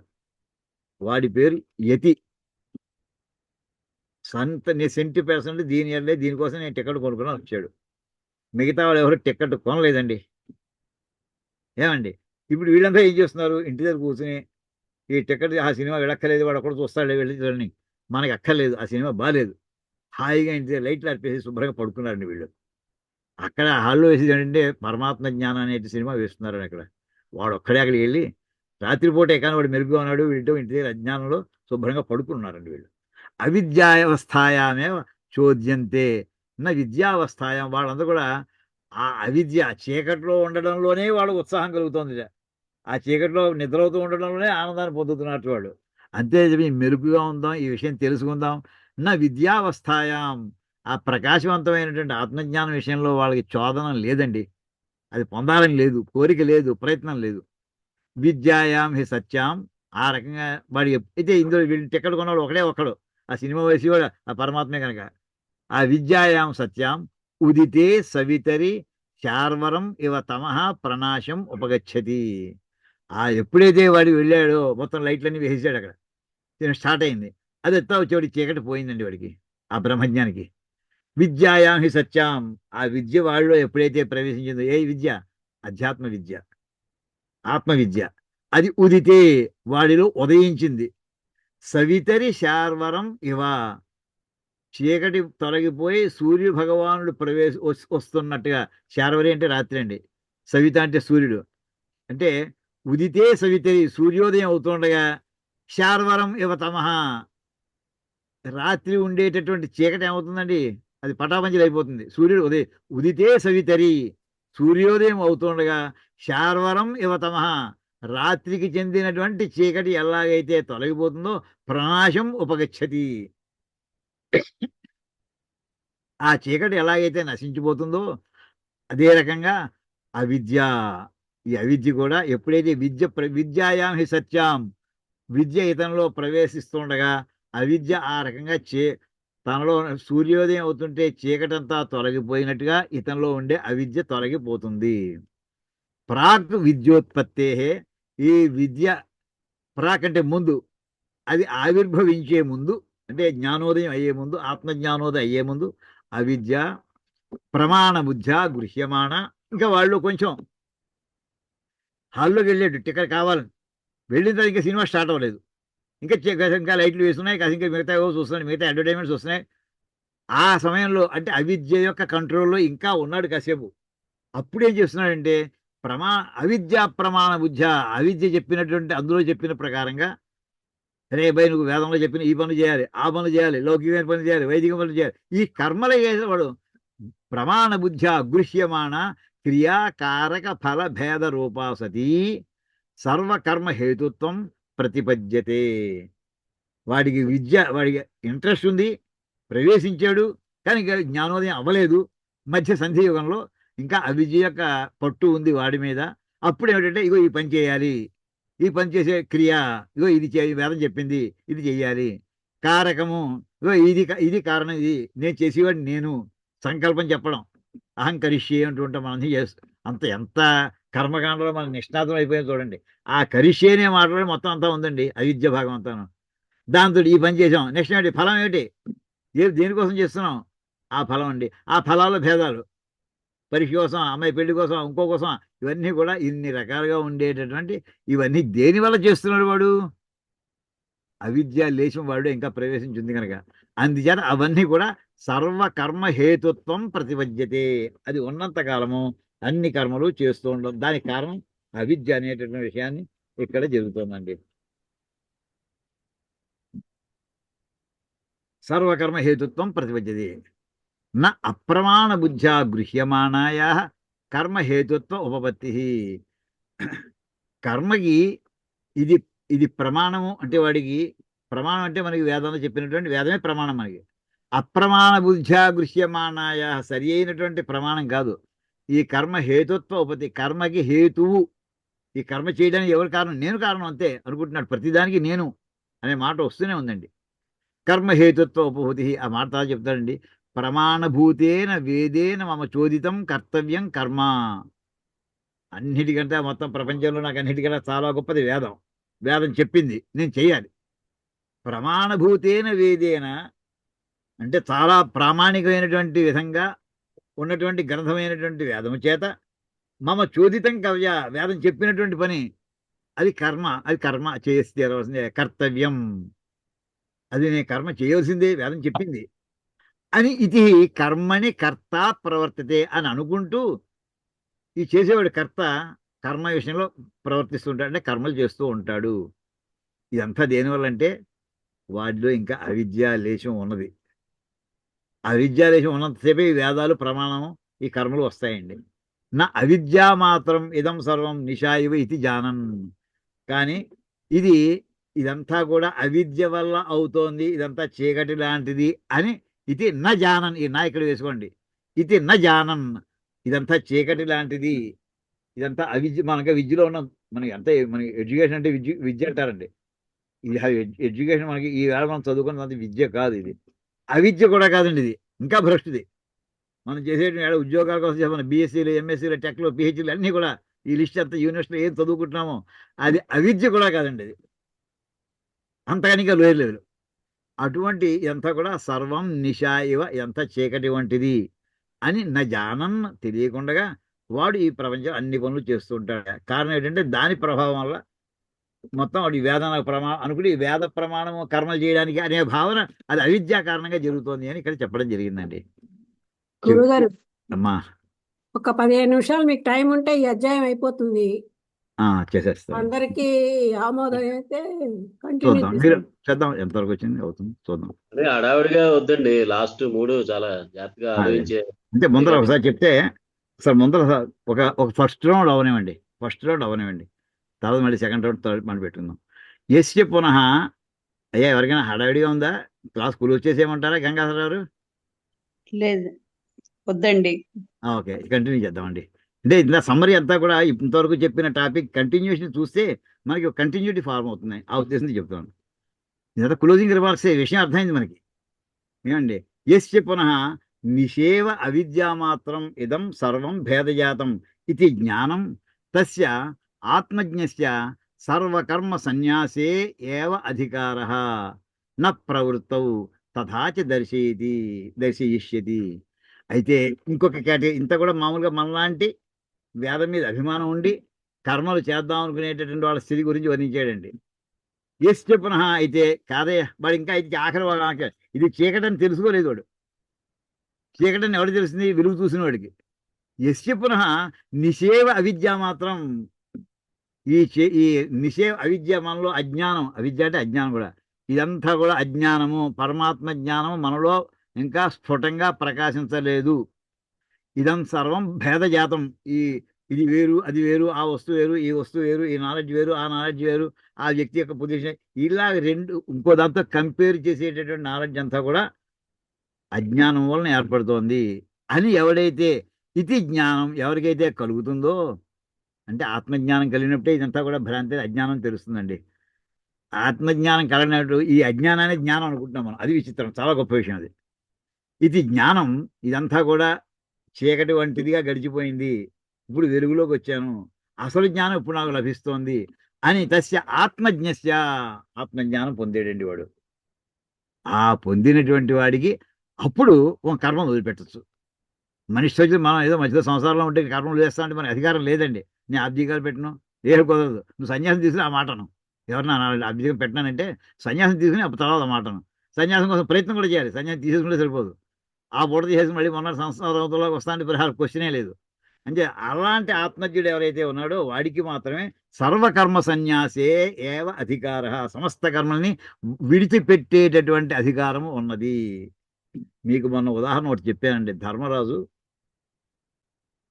వాళ్ళు చిన్న కథలు మనం చెప్పుకున్నామండి. పరీక్షిత్తి అధికారం ఇచ్చిన తర్వాత అతను ఇంకా ఎప్పుడైతే వీడు మహాప్రస్థానంలో కృష్ణ పరమాత్మ నిర్యాణం చెందేడని వార్త తెలిసిందో, ఇంకా మనకి భూమి మీద మనకి అధికారాలు ఏం అక్కర్లేదు, సన్యాసం పద్ధతిలో వెళ్ళిపోదామని చెప్పి. అయితే అగ్నిహోత్రాలు ఉన్నాయి, ధర్మరాజు కూడా ఆ అగ్నిహోత్రం అబ్రప్ట్గా క్లోజ్ చేయడానికి వీల్లేదు, వదిలేసి వెళ్ళిపోవడానికి వీల్లేదు. దానికో ఇష్టి ఉందండి. ప్రాజాపత్యేష్టి అనేటటువంటి ఇష్టిని చేసి అగ్నిహోత్రాలని సమాప్తి చేసి అతను అప్పుడు సన్యాసం తీసుకున్నాడండి. ఆ సన్యాసం భయంకరమైన పద్ధతిలో వెళ్ళిపోయాడు అతను. వెనకాల తమ్ముడు పడిపోతుంది, భార్య పడిపోయి, తమ్ముడు ఒక్కొక్కడే పడిపోతున్నారు, వెనక్కి కూడా తిరిగి చూడట్లేదండి. జీవితకాలం అంత కలిసి ఉన్నారు, ఒకళ్ళ మీద ఒక్క మాట అనుకోకుండా. అలాంటి వాళ్ళ మీద కూడా భావన లేకుండా వెళ్ళిపోతున్నాడు అంతే. అది ఆ ఆత్మజ్ఞునతనం. సర్వకర్మ సన్యాసే ఏవ అధికార నా ప్రవృత్తో. ఇంకా అలాంటి వాడికి ప్రవృత్తి ధర్మం కాదండి, నివృత్తి ధర్మంలోకి వచ్చేసారు వీళ్ళు. తథాచి దర్శయేసి తద్బుద్ధయస్తదాత్మాన 5వ అధ్యాయంలో రాబోతోంది ఇది. ఇత్యాదిన జ్ఞాననిష్టాయామేవ తస్య అధికారం. అలాగా ఎవరైతే ప్రవర్తిస్తారో ఉంటారో వాళ్ళకి ఇంచేత నా సంగతి ఏమిటి అని అర్జునుడు అడుగుతూ ఉంటాడు. నీ సంగతి ఏమిటి నాకు తెలుసు, నేను 2 రకాల సంగతులు చెప్తున్నాను. కర్మయోగం చెప్తున్నాను, జ్ఞానయోగం చెప్తున్నాను. నీకు కర్మయోగమే నీకు సూటబుల్, నీకు ఇంకా జ్ఞానయోగానికి అర్హత రాలేదు. బ్లంటే కర్మణ్యేవ అధికార, నీకు కర్మ చేయుటి ఎందే అధికారము, జ్ఞానంలో లేదు నీకు అని బల్లబుద్ధిని చెప్పేశాడు కృష్ణ పరమాత్మ. అత్యాజ్ఞ జ్ఞాననిష్టాయాం ఏవ తస్య అధికారం. ఆ రకమైనటువంటి వాళ్ళకి జ్ఞాననిష్టలో వాళ్ళకి యోగ్యత ఉంటుంది, అది మాత్రం చేయడానికి వాళ్ళకి అర్హత వస్తుంది. తత్రాపి ప్రవర్తక ప్రమాణ అభావే ప్రవృత్తి అనుపపత్తి ఇది చేత్. అక్కడ ప్రవర్తక ప్రమాణ అభావే, నువ్వు అలా ఉండు అని చెప్పేది ఏమైనా ఇంకోటి ఏమైనా ఉందా? అక్కడ కూడా దానికి ఏదో ప్రమాణం ఉండాలి కదా. నువ్వు ఇలా ఉండాలి, నివృత్తి మార్గంలో ఇలా ఈ రూల్స్ ఫాలో అవ్వాలి, అయ్యో ఇది వేదం చెప్పింది, అలాంటిది అక్కడ ఉందా? ఇక కొంత శాస్త్ర చర్చ పెట్టారండి. ప్రవర్తక అంటే ఎలా జీవించాలో చెప్పే ప్రమాణము లేనప్పుడు ప్రవృత్తి అనుపపత్తి. ఎలా అంటే మనకి మాన్యువల్ లేకపోతే, ఇప్పుడు కాన్స్టిట్యూషన్ లేకపోతే ఎలా ఉండాలో మనకి రూల్స్ ఏమైనా ఉన్నాయా? ఎవడి ఇష్టం వాడు ఉండొచ్చు. ఆ కాన్స్టిట్యూషన్ లాంటిదండి ప్రవర్తక ప్రమాణం అనేది కాన్స్టిట్యూషన్. అది అభావే, అది లేనప్పుడు ప్రవృత్తి అనుపపత్తి, ఇలా ఉండాలని ఇక్కడ రూల్ ఏం లేదు. ఇది చేత్ అలా అంటావేమో నా, అది ఇక్కడ కుదరదయ్యా సన్యాసికి. ఏం చేతంటే దీనికి వీడికి ప్రమాణం లేదు కదా. మరి ఇప్పటి నుంచి వేదాలన్నింటినీ వదిలేసి వచ్చేసాడా? స్వాత్మ విషయత్వాత్ ఆత్మజ్ఞానస్య. ఆత్మజ్ఞానం ఏంటంటే ఆత్మ విషయం ఎప్పుడూను. ఆత్మను మాత్రం వదిలిపెట్టేసి పూర్తిగా వాడు బ్లంట్గా వెళ్ళిపోవడానికి వీల్లేదు. నహి ఆత్మన స్వాత్మని ప్రవర్తక ప్రమాణ అపేక్ష. అలాంటి ఆ సన్యాసికి ఆత్మయందే ప్రవర్తించాలి అనుకుని వచ్చినటువంటి వాడికి ఇంకొక ప్రమాణము అవసరము లేదు. ఇంకోటి ఏదో చెప్పింది కనుకనే చేయాలి ఆ భాటం లేదు. ఇంకేదంటే వాడే ఆత్మ అయిపోయినాడు. ఆత్మత్వాదేవ తదంతత్వాత్ సర్వప్రమాణానాం ప్రమాణత్వస్య నహి ఆత్మస్వరూప అధికార. అది మిగతా వాళ్ళందరికీ కూడా ఇంకో ప్రమాణం. ఈ రూల్ ప్రకారం ఇప్పుడు కోర్టులో శిక్ష వేస్తున్నారంటే ఫలానా ఆ రూల్స్ పుస్తకంలో నువ్వు చేసిన తప్పు దాన్ని మ్యాచ్ అవుతుంది కనుక ఆ రూల్ ప్రకారం నీకు ఇంత శిక్ష అని అంటాడు. అది ప్రమాణం, ఇది రెఫరెన్స్ బుక్ అయింది. ఈ ఆత్మజ్ఞానంలో పొందిన రెఫరెన్స్ బుక్ ఏమిటి వాడికి? వాడి ఆత్మజ్ఞానమే రెఫరెన్స్ అంతే, ఇంకో పుస్తకం ఉంటుంది లేదు వాడికి. చెప్తున్నారండి. నహి ఆత్మస్వరూప అధిగమే సతి. ఆత్మస్వరూపాన్ని పొందిన తర్వాత పునః ప్రమాణ ప్రమేయ వ్యవహార ఈ నా పట్టు అక్కడ పెట్టుకోండి నా సంభవతి. ఆత్మజ్ఞానం కలిగిన తర్వాత ఇంకా ప్రమాణాలు, రెఫరెన్స్ బుక్కులు, తర్వాత అక్కడ ఏం చెప్పాడు ఆ టాపిక్లు, వీడి రిలవెన్స్ ఏహి వర్తించవు. మళ్ళీ చూసుకోండి, ప్రమాణము ప్రమేయము ఈ వ్యవహారము నా సంభవతి, వాడికి ఉండదు. ప్రమాతృత్వం అయితే ఇక్కడ చేసేవాడు ఎవడు? వాడే ప్రమాత అంటారు వాడిని. ప్రమాతృత్వం హి ఆత్మన నివర్తయతి అంత్యం ప్రమాణం. ఇక్కడ తాను విడిగా ఎవడో నేను విడిగా చేస్తున్నాను కరిష్యే అనే మాట ఉండదు అక్కడ. ప్రమాతృత్వం హి ఆత్మన నివర్తయతి అంత్యం ప్రమాణం. ఈ ఆత్మలో కలిసినటువంటి వాడికి ఇంకా ఎవరి కోసం చేస్తున్నాడు వీడు? నేను విడిగా ఉన్నంతసేపు పరమాత్మ కంటే నేను ఈ పని చేస్తున్నానే, నేను అనుగ్రహం కావాలి. వాడే దేవుడు అయిపోయింది, ఎవరి గురించి చేయాలని ఇంకా అక్కడ ప్రమాత అనే భావన కూడా లేదు. ఇంకా నివర్తయదేవచ అప్రమాణీ భవతి స్వప్నకాల ప్రమాణేవో ప్రబోధే. అలాగా మనకి మెరుగు నిద్రలో ఈ పని నేను చేస్తున్నాను, ఆ పని చేస్తున్నాను అని కళలో వచ్చినాయి. మెరుగు వచ్చిన తర్వాత ఇందాక తీసుకున్నటువంటి ఆ రోల్స్ అన్నీ కూడా ఆటోమేటిక్గా మాయమైపోయాయి. అదే రకంగా ఇతనికి అప్రమాణీ భవతి, ఏది ప్రమాణం కాకుండా పోతుంది ఎప్పుడు ఆత్మజ్ఞానం కలిచా. ఎలాగా? ప్రబోధే, ఆత్మజ్ఞానం కలిగిన తర్వాత స్వప్నకాల ప్రమాణం ఇవ్వ. మామూలుగా బెజవాడలో కథ చెప్పేవారండి. రోడ్డు మీద ఒకడు వెడుతుంటే ఎవరో అక్కడ పక్కనే పేకాట ఆడుకుంటున్నారు. వాడిది ఆ రోడ్డు పెడుతున్నాడు, కళ్ళతోడు వాడి పేకాటలో పందెం పెట్టాటండి. వాడి తెలియదు వీడితో ఆడుకుంటున్నారని తన కళ్ళతోడు వీడి పేకాటలో పెట్టారని. అందులో ఎవడో ఒకటి నెగ్గాడు, వెళ్ళి వాడి కళ్ళతోడు లాక్కోవడానికి వెళ్ళాడండి. అది వాడికి అక్కడ వర్తించదా? ఒకటి. రెండోది, విదురుడు ద్రౌపది వస్త్రాపహరణ సమయంలో అక్కడ మాట అంటాడండి. ఇది ధర్మరాజు ఇప్పటికీ తాను ముందర ఓడిపోయాడు. తన్నోడి నన్నోడినా నన్నోడి తన్నోడినా అనే మాట దగ్గర ధర్మరాజు ముందర తను ఓడిపోయాడు. తర్వాత ద్రౌపదిని పెట్టాడు. ఓడిపోయిన తాను ద్రౌపదిని పెట్టడానికి అధికారం ఉన్నదా? ద్రౌపది ప్రశ్నకి ఎవరు సమాధానం చెప్పలేదు సభలో. ఒక్క విదురుడే చెప్పాడండి. విదురుడు చెప్పాడు, ఎవరు చెప్పలేదు అనుకోకండి. విదురుడు చెప్పాడు, భీష్ముడు చెప్పలేదు, ఎవరు చెప్పలేదు, ధర్మరాజు కూడా చెప్పలేదు. విదురుడు చెప్పాడు అధికారం లేదని చెప్పాడు. ఎలాగంటే స్వప్నంలో నేను అనుకునేటటువంటి ఆ ప్రమాణం వచ్చాడు. నేను స్వప్నంలో గంగాధర 10 ఎకరాలు నేను భూమి రాయించుకున్నానండి. కల్లో 10 ఎకరాలు మెరుగు వచ్చింది. గంగాధర గారు నాకు నేను రాత్రి కల్లో మీరు 10 ఎకరాలు ఇచ్చారు, ఇప్పుడు ఇవ్వండి అని అడిగాను అనుకోండి. అది ఎంతవరకు అది చెల్లుతుంది? అది ఎలా అయితే చెల్లదో అదే రకంగా తాను ఓడిపోయినటువంటి ధర్మరాజు ద్రౌపదిని పందెంలో పెట్టడానికి వీలు లేదు అని ధర్మశాస్త్రం ప్రకారం డిక్లేర్ చేశాడండి. ఆ మాట చెబుతాడండి ఇక్కడ. అప్రమాణీ భవతి, అది ప్రమాణం కాకుండా ఎలాగంటే స్వప్నకాల ప్రమాణం కళలో చేసినటువంటి ప్రమాణాలు, వాగ్దానాలు, ప్రామిసులు ఇవన్నీ కూడా ప్రబోధే మెరుపు వచ్చాక ఎలా అప్రమాణీ భవతి, ఎలా అయితే చెల్లవో అదే రకంగా ఈ అజ్ఞానంలో ఉండేటటువంటి స్థాయిలో చేసేటువంటి కర్మ చేయాలి, ఆ చేయాలి, చేయాలి, ఇవన్నీ కూడా జ్ఞానోదయం అయిన తర్వాత, ఆత్మజ్ఞానం అయిన తర్వాత వాడికి ఇంకేం వర్తించవు. ఎంత చక్కటి మాట రాశారో చూడండి. ఇందాక చెప్పిన ఉదాహరణ కూడా గుర్తెట్టుకోండి. గంగాధరరావు తెలిసిందా? మర్చిపోకండి. మళ్ళీ మీరు 10 ఎకరాలు ఇవ్వక్కలేదు నాకు. లోకేచ వస్తు అధిగమే, లోకేచ వస్తు అధిగమే ప్రవృత్త హేతుత్వ అదర్శనాత్ ప్రమాణస్య అని ఈ రకంగా వస్తువులు పొందడం విషయంలో, అంటే ఇప్పుడు చెప్పిన చిన్న అంటే మనకి ఐటమ్స్ ఏదైనా కొనడంలో కానీ తీయడంలో కానీ వస్తు అధిగమే, వస్తువులు పొందడంలో ప్రవృత్త హేతుత్వ అదర్శనాత్, అప్పుడు వాడు ప్రవర్తించడు, వాడు సన్యాసి, ఇది కావాలి అది కావాలని. తస్మాత్ నా ఆత్మవిధ కర్మణి అధికార ఇది సిద్ధం. అంచేత ఆత్మవిధ, ఆత్మజ్ఞానం కలిగినటువంటి వాడికి కర్మయందు అధికార నా, ఈ నా ఇక్కడ పట్టుకొచ్చింది అంటే కర్మ చేయడం యందు వాడికి అధికారము లేదు అని ఇది సిద్ధం అని కంక్లూడ్ చేయడం అయింది అని చెప్పి ఈ వాక్యాన్ని ఇక్కడ చెప్పుకొచ్చి తర్వాత ఇంకా మిగతావన్నీ కూడా ఇలాంటి 2-3 వాక్యాలని మన తర్వాత ఇప్పుడు మళ్ళీ మనం చెప్పుకుందామండి. అయ్యా ఒక వారం రోజులు నేను మళ్ళీ మీకు మళ్ళీ క్లాస్ ఎప్పుడు ఎగ్జాక్ట్ చెప్పలేను. చివరి భాగానికి వచ్చాక ఇది ఈ రకంగా మనం విషయాన్ని దీన్ని ఆలోచించండి. 1-2 సార్లు చదువుకోండి, ప్రయత్నం చేయండి. ఇవాళ ఇక్కడికి ఆపుకుందామండి. మిగతాది ఇంక తర్వాత మిగతా ఇంకా 3 శ్లోకాలు ఉన్నాయి కనుక హడావిడిగా చేసుకోవట్లేదు. అయ్యా ఇక్కడికి ఆపుకుందాం. ధన్యవాదాలు. ఓం కాయేన వాచ మనసేంద్రియైర్వా బుద్ధ్యాత్మనా వా ప్రకృతే స్వభావాత్ కరోమి యజ్జత్ సకలం పరస్మై నారాయణాయేతి సమర్పయామి. హరి ఓం తత్సత్ బ్రహ్మార్పణమస్తు. శ్రీ సీతారామ. ఈ చివరికి వచ్చేవాడికి ఇంకా అబ్స్ట్రాక్ట్ సబ్జెక్ట్లో దింపేశాడండి ఆయన కృష్ణ పరమాత్మ. ఆ టెర్మినాలజీ తోటి దాంతోనే ఉండి రమించే వాళ్ళకి అది ఆనందకరంగా ఉంటుంది, లేకపోతే కొంచెం కష్టంగా ఉంటాయండి. అలవాటు లేని పదాలు అవన్నీ. నిత్యం మనకి ఆ పదాలతో అలవాటు లేకుండా ఉన్నాం. అలవాటు పడితే అది కూడా మన పదాలే అనుకుంటా ఈజీగా గెటాన్ అయిపోతామండి. పెద్ద కష్టం కాదు. ఇది ఇవాళ ఇక్కడికి చెప్పుకుందామండి. హడావిడిగా చెప్పాను అనుకోకండి. చాలా బాగుందండి, చాలా బాగుంది లేదు. గురుగారు. మీరు ఉదాహరణతో చెప్పారు కాబట్టి హత్తుకుపోతున్నాయి అవి.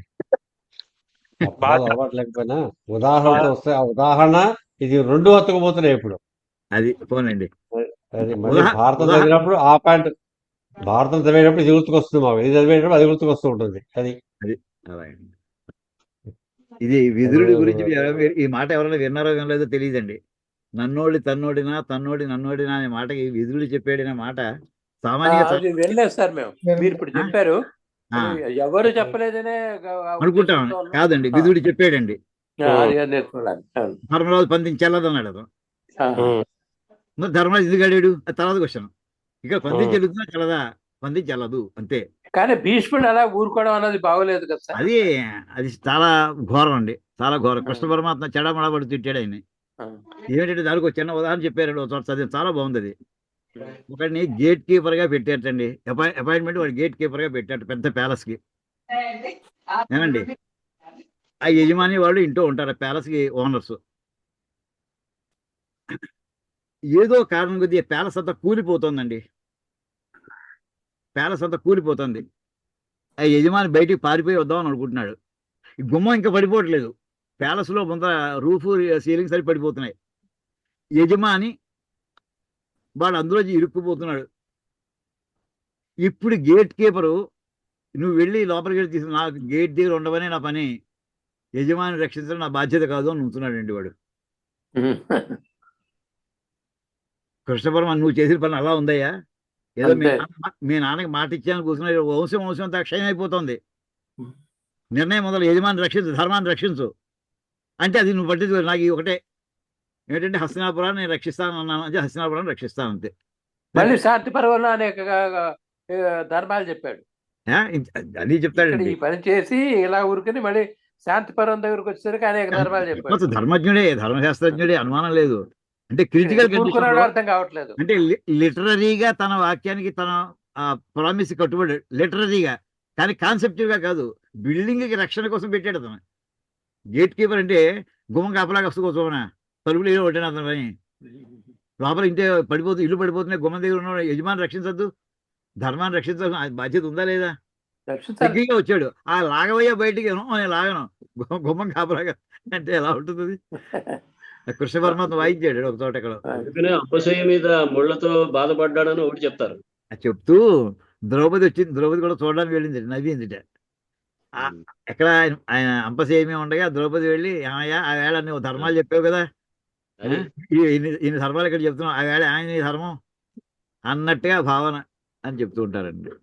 ఇది చాలా సూక్ష్మమైన గహనమైనటువంటి సబ్జెక్ట్ అండి. మనం ఇందులో ధర్మం నిర్ణయించే స్థాయిలో మనం ఎవరైనా లేవు అసలు. ఒకసారి మనకున్న అభిప్రాయాలను వ్యక్తం చేసుకుంటూ ఉంటాం అంతే. అయ్యా అందరికీ ధన్యవాదాలండి. నమస్కారం. నమస్కారం సార్. ధన్యవాదాలు గురుగారు. నమస్కారం. నమస్కారం. ధన్యవాదాలు గురువు గారు. ఉంటానండి. ధన్యవాదాలు గురువు గారు. నమస్కారం. గురువుగారు, తొందరగా